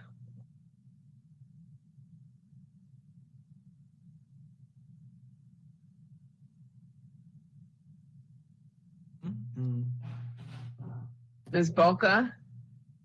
Yes, can you hear me? Yes, we can hear you now. Thank you. And so that was it. We have Ms. Gupta if needed and Ms. Connor if needed, right? Correct? Ms. Gupta, are you still on? Yes, Madam Chair. Okay, Ms. Connor? Okay. So with that, Mr. Braden, you're on. Yes, ma'am. Thank you, Madam Chair. Good morning, Madam Chair and members of the Planning Board. Record, I am Sam Braden IV with the zoning section. Before you is item number 10 on the agenda, CNU 34625-2020 49 Wheeler Road. The applicant is requesting a certification of non-conforming use for 2 residential dwellings on the same parcel of land. According to the zoning ordinance, the use may be granted after the building has been lawfully erected or the building was erected after the requirement was adopted and district council has validated the building in error. Slide 2, please. The site is located in the western part of Prince George's County within planning area 76A and council district 7.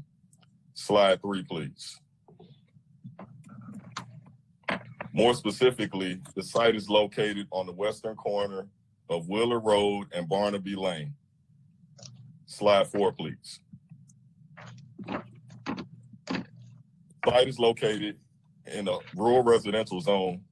The subject site is bounded to the north by the Maryland National Capital Park and Planning Commission in the reserved open space zone and surrounded on the remaining sides by a church and residential uses in a rural residential zone. Slide 5, please. The aerial map shows the location, The aerial map shows the location of the site boundary outlined in red at Wheeler Road and Barnaby Lane, as well as both dwellings that are located on the lot. Slide 6, please.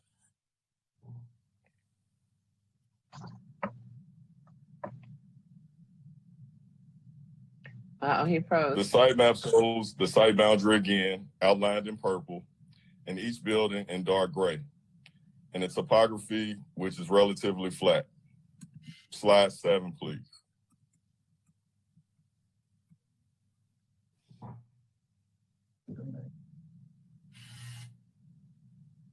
The master plan right-of-way map shows the site boundary outlined in blue and the collector, Wheeler Road, which fronts the property. Slide 8, please. Okay. The bird's eye view shows the site boundary outlined in purple Also, both dwellings and accessory units that are on the lot. The first dwelling on Barnaby Lane was established in 1941, and the second dwelling on Wheeler Road was established in 1951. Slide 9, please.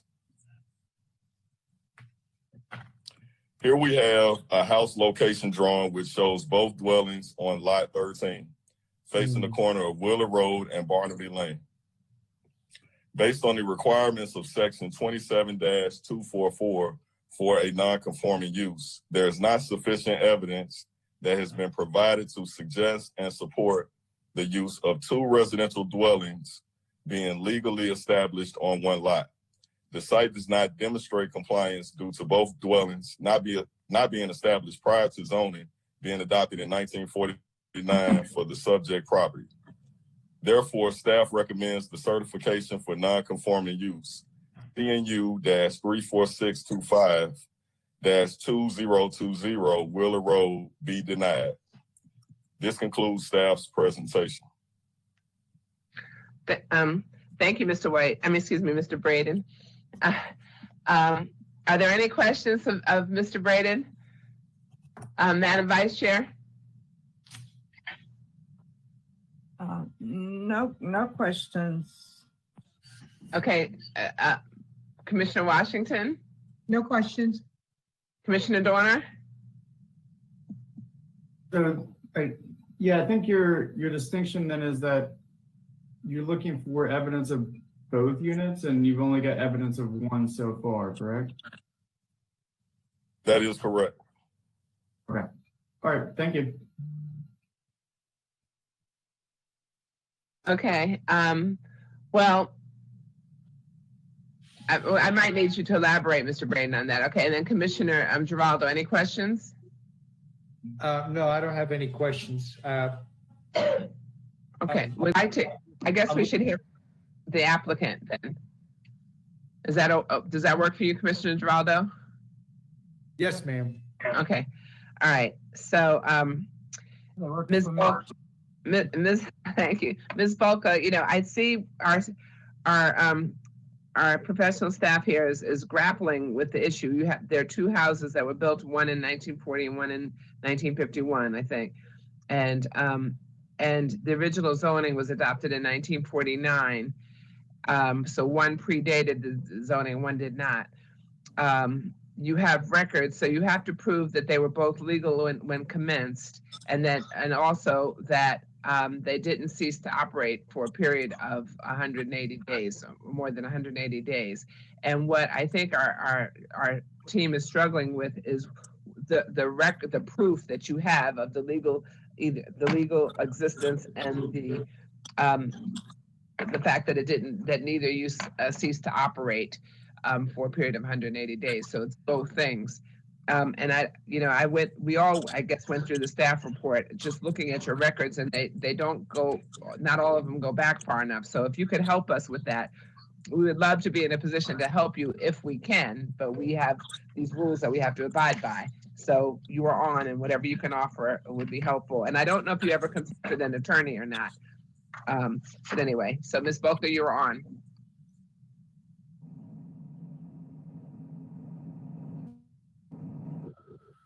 Hello, are you there? Yes, we're there. I thank you. Yeah. Just wanted to give a little background if I can.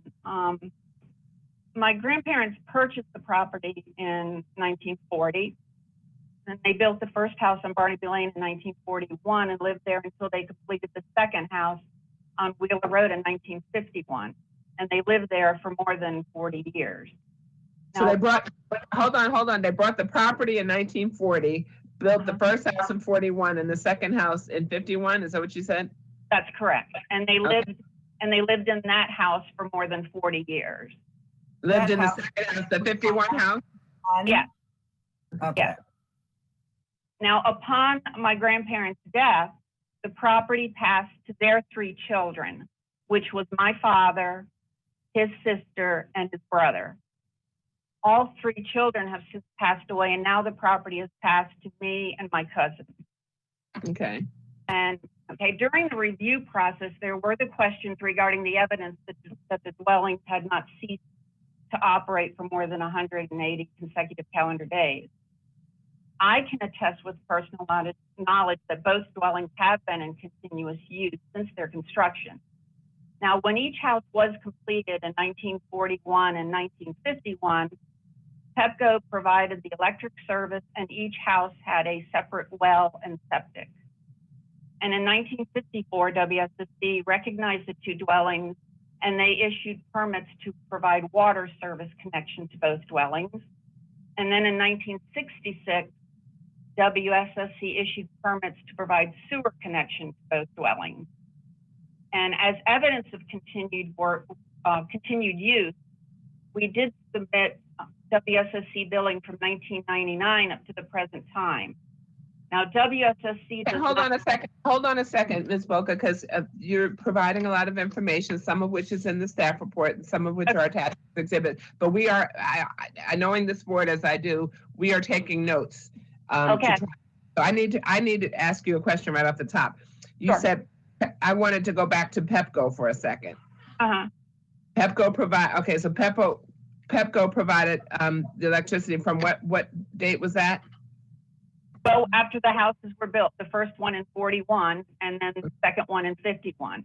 Pepco started providing the electric service, but both houses they did not have water or sewer. They both had separate well and septic. So 1954 it was water from WSSC, right? That's correct. And 1966 was sewer. That's correct, yes. Okay, gotcha. And I'm with you. And then you were saying 1999, you provided records, but that was from 1999 on. Up to the present time, correct. Now, and then WSSC said they did not keep billing records before 99. And that was, my grandparents were still there at the time. I was not involved with this. I do not have any, any records that I have before that date. I can only attest to the fact that somebody was listed, that both houses were being used.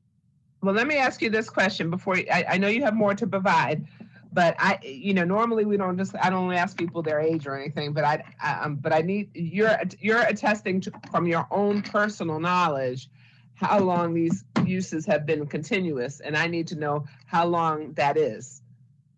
How far back do you remember?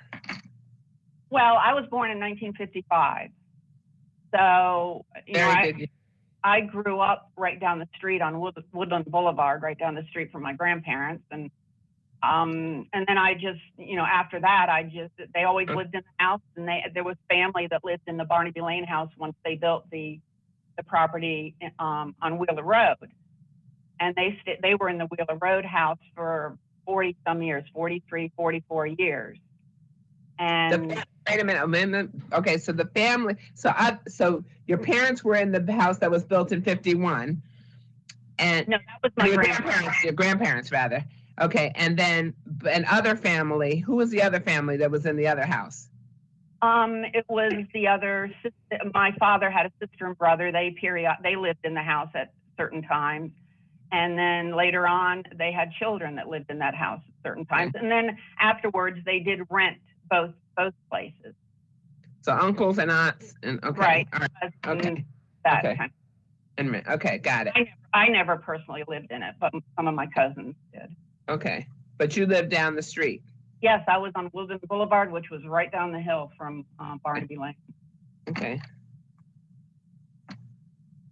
Okay. You can continue. I was just trying to make sure I was keeping up with you. Appreciate it. Thank you. Now, both dwellings were given two different addresses.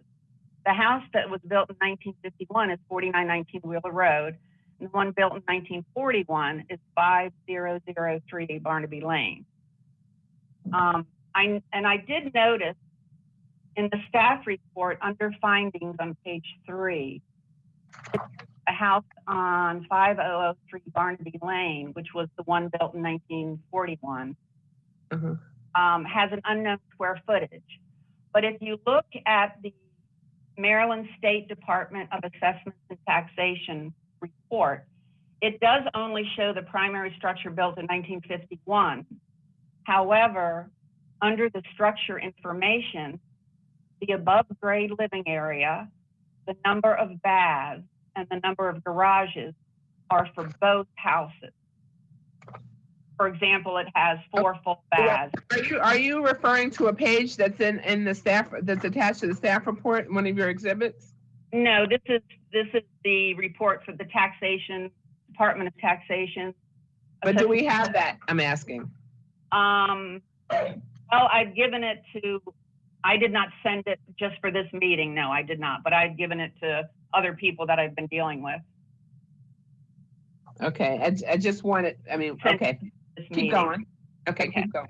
So when I'm looking at the assessment report right now, and for example, it has 4 full bathrooms, 2 garages. Well, each house actually has 2 bathrooms, and each house has 1 garage. So what I'm saying is, but we don't have that exhibit. What's the date on that SDAT thing? oh, I just printed it out yesterday. No. Oh, so that's okay. So that's the current. It's current. Then you're saying, okay. Yes, if you can, the staff report that you have on page 3 at the bottom, it mentions the ground living or grade living area of 2,598 square feet. That includes both houses. Okay. And that's on this. That's both houses. Okay. All right. Yeah. And also the let's see, the property land area of 31,084 includes the area with the 1951 house and the 41 next door. It's the whole area there. Okay. So, question, Madam Chair. Yes. It indicates in that same section of findings, the primary structure was built in 1951. So are they calling one the primary structure and the other one, or are they combining the two structures and calling them primary? I don't quite understand that one. I think I don't know. The one thing I do know is that the 51 is where her grandparents lived, according to Ms. Polka, and then the 41 is where the other relatives lived, and the 41, the 1951 had the address of 4919 Wheeler Road. And then there. Okay. Could I just say something? Yes. You mentioned that my grandparents lived in the house built in 1951, which they did. But the first house they built in 41, they lived in there until they built the second house. Oh, okay. I missed that in the beginning. You said uncles and aunts. Okay, so they lived there until they moved into the 51. After they moved out of there into the one built in 51, then some of the family members. But they originally were the ones that lived in there for about 10 years. Okay. The second house, and then they moved out of that, and then that's when the family members were living in it. Okay. All right. You can keep going. Okay. The last thing is the actual reason for us starting this process. When we were considering selling the property, we had an appraiser look at the property, and he noticed on the assessment records, which we were just talking about, that the only house listed was the one built in 1951. So he recommended to us that we should go get a UNO of non-conforming use, because his concern that he brought up was if we were to sell the property with the 2 houses, and at a future date after the property sold and it has a new owner, one of the houses, for whatever reason, would have to be demolished due to fire or any other damage. Would the county issue a permit to rebuild that house? And if the county would not issue a permit to rebuild because of the 2 houses on one lot issue, we as the original owners, we could possibly be held liable. That was his concern, and that's how we started this process. Okay.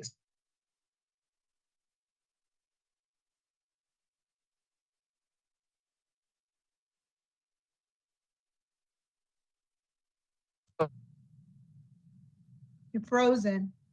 Oh, me? I'm frozen? Okay. Yeah, you were speaking, but we couldn't hear you. Okay. Oh, no, I'm gone. What happened to me? Okay, can you hear me now? We can now, yes. Okay, Yes. thank. So did you say, Ms. Volker, did you say that when you were trying to figure out about, you were trying to proceed with selling this property with the two homes, it was pointed out to you that SDAT only lists one home on there? Is that what you said? That's correct. Like I was talking before, yes, it only lists the 1951 property, but you know, like I said, it lists the rooms and the garages and the square foot of both houses. Okay, so but it does not list a house built in 1941. I think we've encountered something similar before, if I'm not mistaken, that sometimes their records are abbreviated. So what they're concerned about is, you know, are the taxes, I guess, the property taxes.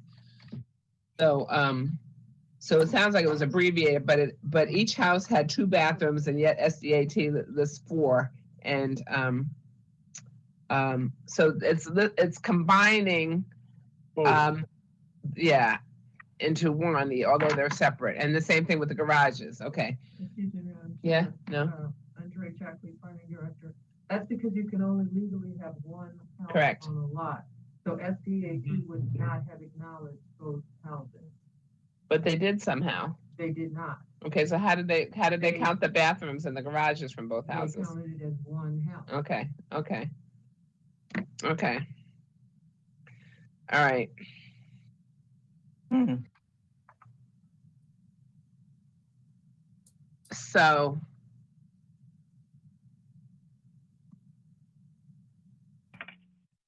So let me ask this question.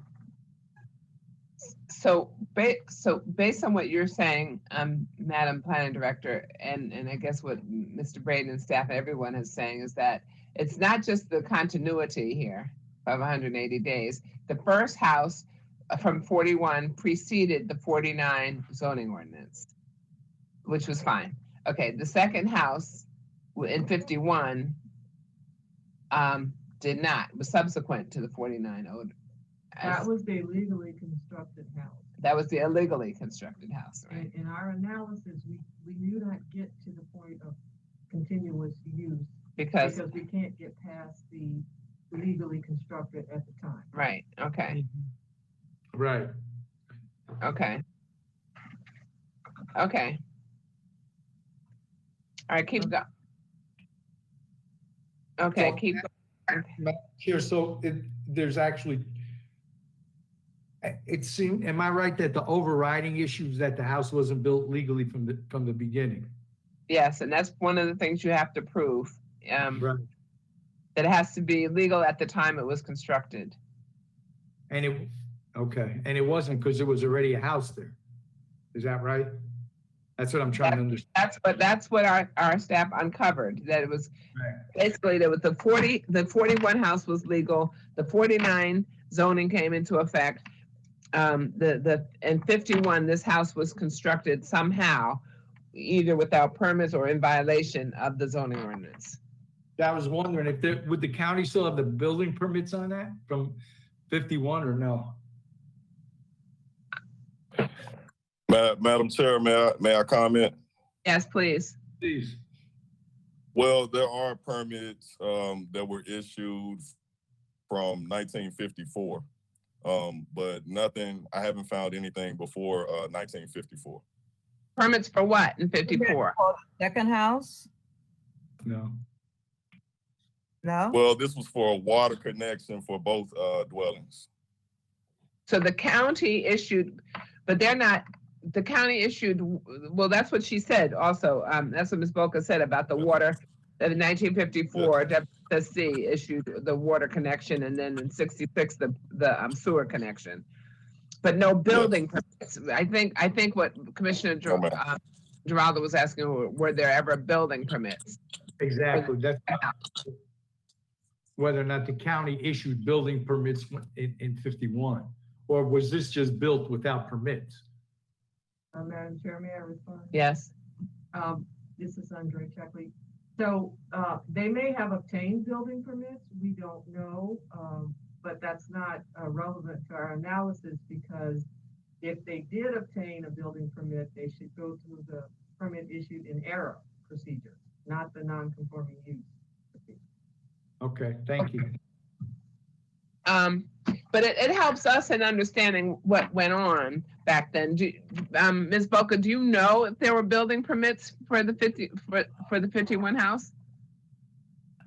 You know, no, I don't have any copies. I mean, you know, when they started that, I wasn't even born, but I know my grandfather was an electrician in the county.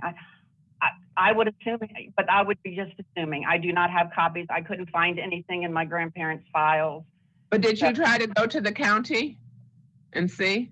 I tried, but I couldn't find anything that far back. It just didn't go that far back. I could not locate anything, no. Did you reach out to anyone at permits, you know, at maybe DPI or somebody?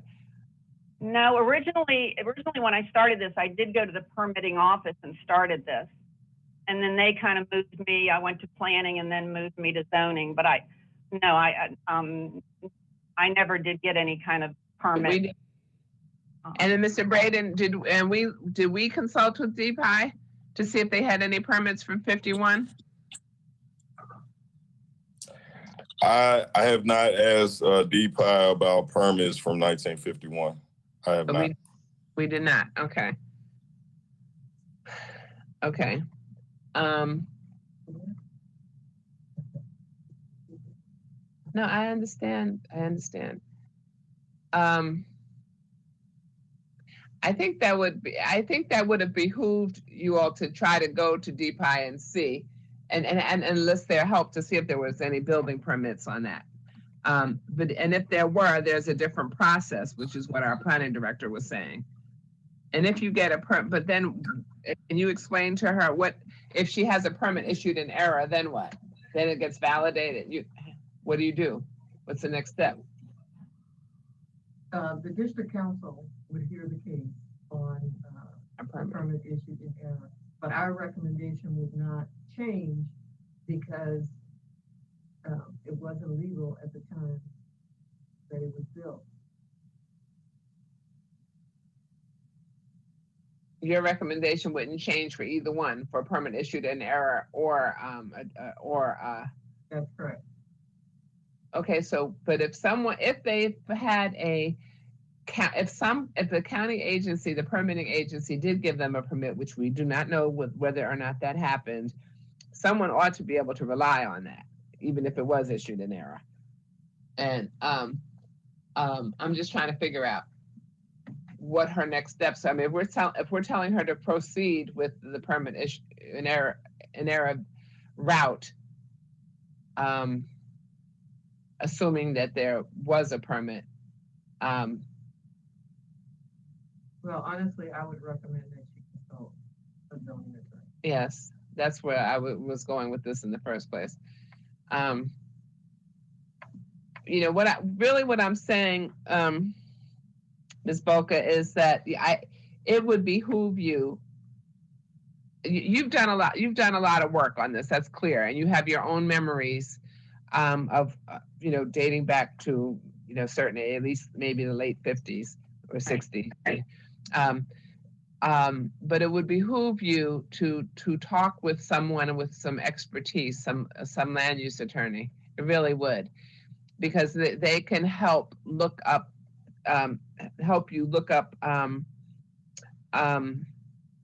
whether or not there was some permits. You can do that legwork too, but and advise you as to the different approaches you might take.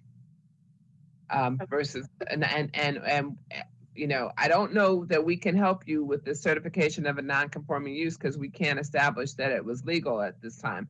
So we can go forward with today and vote, and it seems like we would.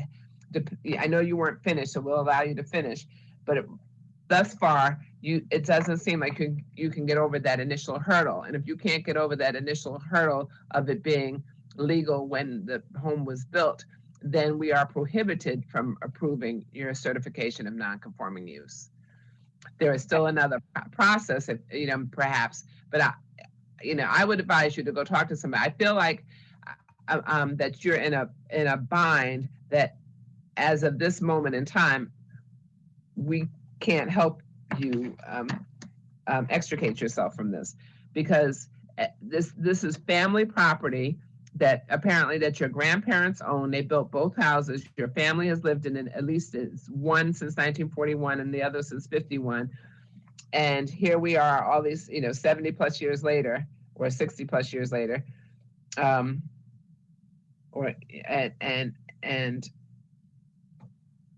the family, the two generations have passed on. Your grandparents have passed on. Your parents have passed on. It is still family property owned by you and your cousins, according to what your testimony. And you want to sell it and distribute the proceeds amongst your relatives, I guess. And that's legitimate. And you've kind of inherited a little mess here, and it through no fault of your own. And it seems, and it seems like it's valuable property, but you're stuck. So I would advise you to go talk to someone, to a land use attorney, honestly, to see if there's any way that you can extricate yourself. Because I hate for you to be in this position. I mean, what the heck is it? If she can't get this certification of non-conforming use because we can't approve that, and if she can't get a permit issued in error, I don't know how she sells the property, or does she have to demolish one, or I don't know what she has to do, what her recourse is after that. Or does the property just stay there as is? I don't know what her recourse is, and I just would advise you to talk to someone, Ms. Bulka, and I don't know if you have or not. No, I haven't, but I appreciate your recommendation. I mean, I understand the dilemma. I'm kind of out on a limb because, I just wasn't there for a lot of the time, but, and I tried to get as many records as I could with my access, so. And you have. But I understand the problem. Are you local right now? Yes. Yeah. Okay. So I guess my next step would to get, you said to get a land use attorney. I guess I can't dictate that. I can't dictate that, but it is a suggestion. Right. No, I understand. Yeah. I just wanted to have some avenue before I leave. So, and we cannot recommend specific attorneys to you, but we can give you a list of recognized land use attorneys in this area. Oh, you can do that? Yes, we can. We can do that. We can give you a list, but we won't say, this one over that one. No, I understand that, but if you could send me a list, that would be very helpful. We can do that. Mr. Hunt is on, Mr. Braden is on. We can do that. Okay, I would appreciate that. And then the question is, I guess we can go forward. I'm apt to, the question is now, this either gets voted down today or it gets continued to another day. And if it gets continued, it seems like it would we're kind of jammed in July. So if it gets continued, it would be continued to like September. But that might, yes, Commissioner. Would it be possible for the applicant to withdraw the application as well as waive the fees? Yeah, we can do that. That's a good suggestion. Yeah. That's a good suggestion. Yeah, that's a lot. Mm-hmm. That's a good, you can, and you already know what she's paid and everything. Yeah, we can find that out. If that's the consensus of the board, and although we can't make that decision, Ms. Bulka would have to make the decision. You can withdraw this application, go consult with an attorney, and then, so then you preserve the right to come back for this if by some miracle you find some proof of legality, or you can assess what avenue to take at least. That might be the better thing for you to do. As you can see, or hear, we recognize the dilemma that you're in, and And our hands are kind of tied based on what we have in front of us right now. Right.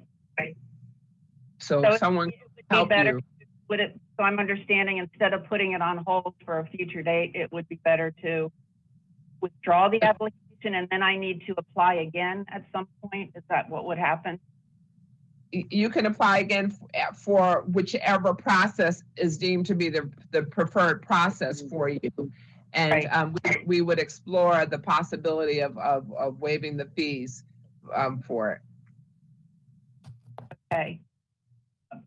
Okay, so if I did withdraw the application, then anything I've submitted so far, it would be open to another case, so I would have to resubmit, which is not a problem, but I just wanted to understand. I would, you know what, you would, but you know, we would keep copies, Mr. Braden and what have you. I mean, we just hold on to everything that you have, and I would ask Mr. Hunt and your team, because we don't know how it's going to come back.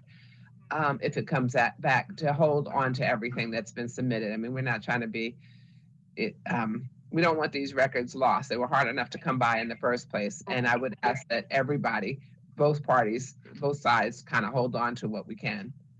Okay, that sounds reasonable. Okay.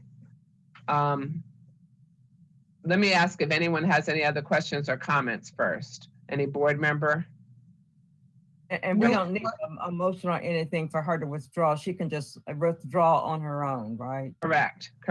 But I want to make sure, I just want to give everybody the opportunity to say what they would like to say first, you know, before she withdraws. No, I was just going to say that I wish you the best, Ms. Bulka. As our chair has articulated, and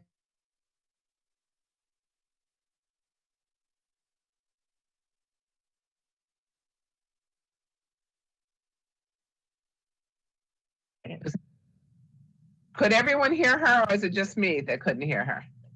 No, I heard her. I heard her clearly. I really appreciate your understanding, and I appreciate the time you've given me. Okay. Yeah, well, I think we're here. Okay. Mr. Warner, any comment?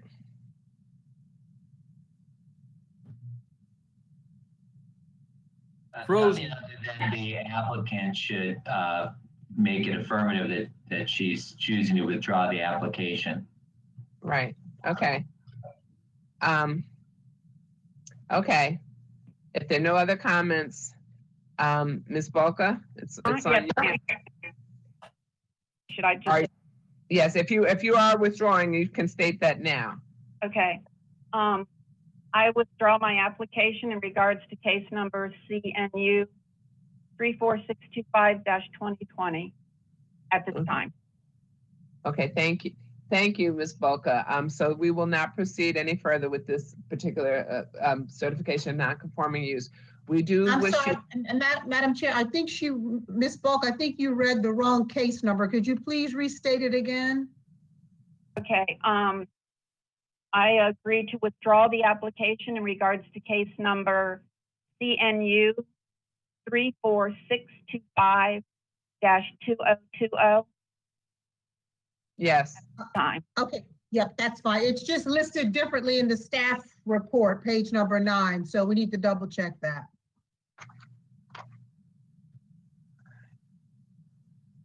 That's all, Madam Chair, for me. That's a big difference. It's a real big difference. Very big. Okay, so on the cover, it's 34625-2020, as she indicated, but on that page it's 26029-2019. Okay. So we need to straighten that out, Mr. Braden and Mr. Hunt. Okay. Are we confirming that it's 34625? Yeah, let's do that.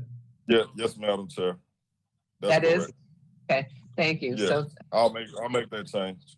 okay, thank you, and thank you, Commissioner Washington, for pointing that out. Okay, so Ms. Bulka has withdrawn certification of non-conforming use application 34625-2020 for 4919 Wheeler Road on Oxon Hill.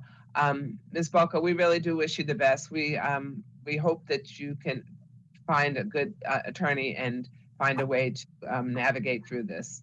Okay. Thank you very much. Now, Okay. now will I get the list of attorneys that you mentioned without the email? Yeah, Mr. Hunt? Yes, Madam Chair, for the record, James Hunt with the Development Review Division. I'll send you a copy of the list that we do have on file. Okay, just so thank you- At your discretion. Okay, thank you very much. Okay, thank you. And so that case has been withdrawn, which brings me to my question for Mr. Hunt. Mr. Hunt, is there any additional business to come before the Prince George's County Planning Board today? Madam Chair, there are no additional business items before the Planning Board today. Thank you. Thank you, Mr. Hunt. I want to thank you to our wonderful planning board. I want to thank our professional team. And I remind everyone that it is National Ice Cream Month, and I would invite you to go get some. Okay, planning board is adjourned. Thank you. Bye. Bye-bye.